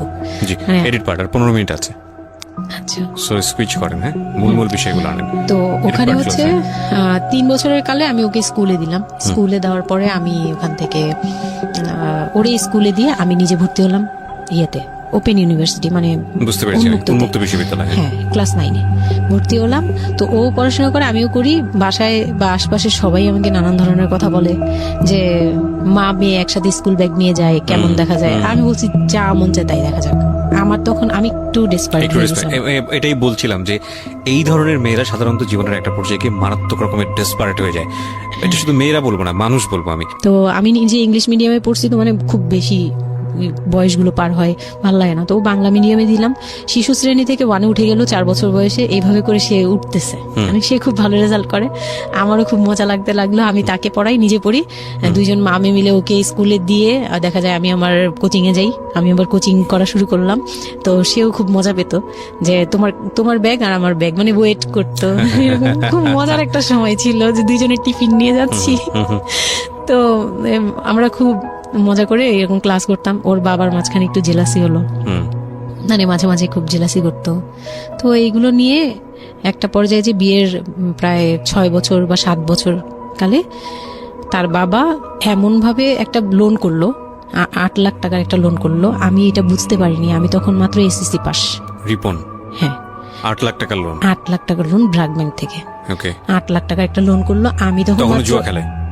একদম কঠিন, তখন সে চরম পর্যায়ে চলে গেছে। আর লাগবে না স্টোরি, বুঝে গেছি যা হওয়ার। বলেন তারপরে।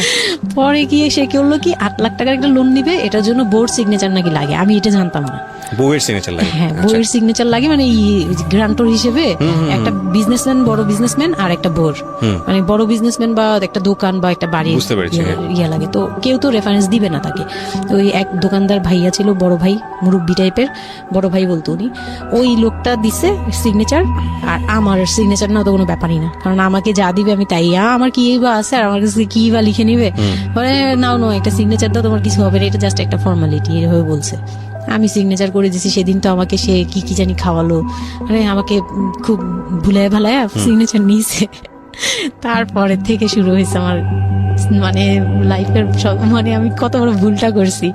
তারপর থেকে সে নাই একবারে নাই। মানে সে বাসা ভাড়া নিয়েছিলাম এর মাঝখানে, আচ্ছা। এটা বলতে ভুলে গেছি যে আমার দেবর ননদের বিয়ে হওয়ার পরে ওই বাড়িটাতে, মানে ননদের বিয়ের জন্য হচ্ছিল ওই না। বাড়িতে হচ্ছিল না। হ্যাঁ। পরে আমরা বাসা শিফট করে, মানে ওই বাসা ভাড়া দিয়ে অন্য একটা বাসায় ভাড়া গেছি, ফ্ল্যাট নিয়ে ভাড়া যাওয়ার পরে ওই ননদের বিয়ে হওয়ার পরে তারপরে আবার যার যার মতো আলাদা আলাদা রুম নিয়ে থাকা, মানে বাসা নিয়ে থাকা। তো আমাকে যে ফ্ল্যাটটা নিয়ে দিয়েছিল, 1 রুমের ছোট্ট একটা ফ্ল্যাট, হ্যাঁ, ওই ফ্ল্যাটে ছিলাম। তো ওইখানে আমার এই যে সিগনেচারটা করায়, মানে ভাই বোন থেকে আলাদা হওয়ার পরে সে তার ভাই বোনকেও ভয় পেত এইসব ব্যাপারে।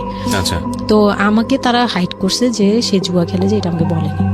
তো আমি একদিন টের পাইছি কিভাবে, যে ঈদের দিন, মানে লাস্ট ঈদ, ওনার সাথে আমার লাস্ট মানে এই লোনটা নেওয়ার আগ পর্যন্ত আপনি জানতেন না যে সে জুয়া খেলে? না, তখনও বুঝি নাই। তার আগে কিন্তু আমি এটা ধরছিও, কিন্তু ধরেও বুঝতে বুঝতে পারিনি। পারেননি। 8 লাখ টাকার যে ঘটনাটা, এটা থেকে শুরু। মানে সে হচ্ছে এই 8 লাখ টাকার লোন নিয়ে চলে গেছে। হ্যাঁ। 2 মাস 3 মাস একদম, মানে টোটালি নাম্বার বন্ধ, সব বন্ধ। তারপরে ওই পরের মাস থেকে তো লোনের যে একটা ইয়ে থাকে, হ্যাঁ, প্রতি ইন্টারেস্ট মাসে শোধ সহ, করতে হবে, যে হ্যাঁ, ওইগুলোর জন্য তারা বাসায় পর্যন্ত চলে আসছে। আচ্ছা, এসে আমাকে অপমান করতেছে যে আপনি সহজ জানেন, আপনি না জানলে এটা সম্ভবই না, হ্যাঁ, আপনি জানেন, নয়তো আপনি সিগনেচার দিলেন কিভাবে, সিগনেচার কি না জেনে দিয়েছেন। তখন আমি কান্নাকাটি করে বলছি যে আমি আসলে এই বিষয়টা বুঝি নেই ভাইয়া। তো ওনাদেরকে বলার পরে ওনারা বুঝছে যে আসলে ঘটনাটা এরকমই। তো প্রায় 6-7 মাস যাওয়ার পরে দেখি উনি আর আসেই না। তারপর আমি বাসা চেঞ্জ করে আমার বোনের সাথে বাসা নিলাম, রুম নিলাম। একটা রুম নিয়ে মেয়েকে নিয়ে খুব কষ্ট করে থাকি। আমি একটা জব নিলাম ভালো একটা কোম্পানিতে। তখন আমি এসএসসি পাস, তো এসএসসি পাশের সার্টিফিকেট নিয়ে একমাত্র মার্কেটিং সেলস জব হয়, এছাড়া কিন্তু আর কোথাও ভালো জব হয় না। আমি খোঁজ খবর নিয়ে দেখলাম যে না, মার্কেটিং এ সেলসে যেহেতু জব আছে, তো ইউনিলিভারের খুব ভালো একটা পজিশনে জব নিলাম। ওকে, সেলসে জব নিলাম পরে মোটামুটি 10-12 হাজার টাকার মতো স্যালারি ছিল, ওটা দিয়ে চলতাম। মেয়েকে নিয়ে বাড়ি ভাড়া দিতাম 4-4.5 হাজার জামাই টাকা। কোথায় ওই সময় আপনি জানেন না? না, আমি যখন তারপর হুট করে একদিন আসছে, এসে তারপর দেখি ঘরে বসে থাকে, সারাক্ষণ ঘরে বসে থাকে। ব্যাংকের লোক আসবে শুনলেই বের হয়ে যায়, আচ্ছা, আর বের হয়ে আবার 2-3 দিন থাকে না, আবার আসে। মানে একটা কেমন খেলা, লুকোচুরি জীবন। হ্যাঁ, লুকোচুরি জীবন। বিজনেস শেষ, বিজনেস টিজনেস কিচ্ছু না। উনি থাকে, আমি রান্না করলে উনি খেয়ে চলে যায়। আর উনি যে খায়, মানে তখন জিজ্ঞেসও করে না যে মেয়ে খাইছে বা তুমি খাইছো কিনা, কিচ্ছু না। একটা উচ্ছন্ন জীবন এবং টেনশনলেস, কেমন জানি মানে একটা মানে পশু টাইপের হয়ে গেছিল। মানে বলতে গেলে গরু ছাগল যেরকম থাকে ওরকম। সে আসে যায়, ব্যাস এই পর্যন্তই। তো সে একটা টিভি কিনছিল আমার বিয়ের পরের থেকে, সে কোনো কিছু কিনে নাই, একটা টিভি কিনছিল। লাস্ট মানে যে ছোট লোকি পানাটা করছে সে, যেদিন আমার সাথে, আমি তো তার সাথে ঝগড়াও যেতাম না, তর্কেও যেতাম না, কোনো ধরনের ইয়েতেই যেতাম না। মানে ওই লোকটা এরপরে যে লাস্ট কাজটা করলো, যেটার উপর থেকে মানে পুরোপুরি মন থেকে উঠে গেল, যে একটা টিভি ছাড়া তার ঘরে কোনো কিছু কেনা ছিল না, সব আমার করা। মানে আমার গহনা গাটি বলেন, যাই বলেন ছিল, যাই ছিল টুকিটাকি সব আমার নিজের করা। শুধু ওই টিভিটা সে কিনছিল নিজের টাকায়। সে যাওয়ার সময় মানে একদিন চিল্লাচিল্লি করলাম, মানে আমি আর সহ্য করতে পারছিলাম না, যে প্রত্যেক রাতে আসি, আমি ডাল ভাত যাই রান্না করি, অনেক সময় দেখা যায় ডালও নাই, চাল আছে শুধু, একটা ডিম নিয়ে আসছি, ভাজছি, ভেজে নিয়ে সামনে বসছি, সে খেয়ে উঠে গেল। মানে আমি আর আমার মেয়ে না খাওয়া, বাচ্চাটার জন্য সে মানে এরকম টাইপের, মানে নেশাখোররাও এর চেয়ে ভালো। আমার মনে হয় যে একটা এডিক্ট হলেও সেও চিন্তা করবে যে আমার বাচ্চাটা খাইছে, তো কিন্তু তার মধ্যে এই ফিলটা নাই। তো আমার একদম বিরক্ত হয়ে গেলাম এক পর্যায়ে। তারপর আমি বললাম যে আপনি আর কত এরকম করবেন, আপনি এরকম কেন শুরু করছেন, আপনি কি চান আসলে, আমাদের কাছে কি চান? তারপর সে বলতেছে যে আমার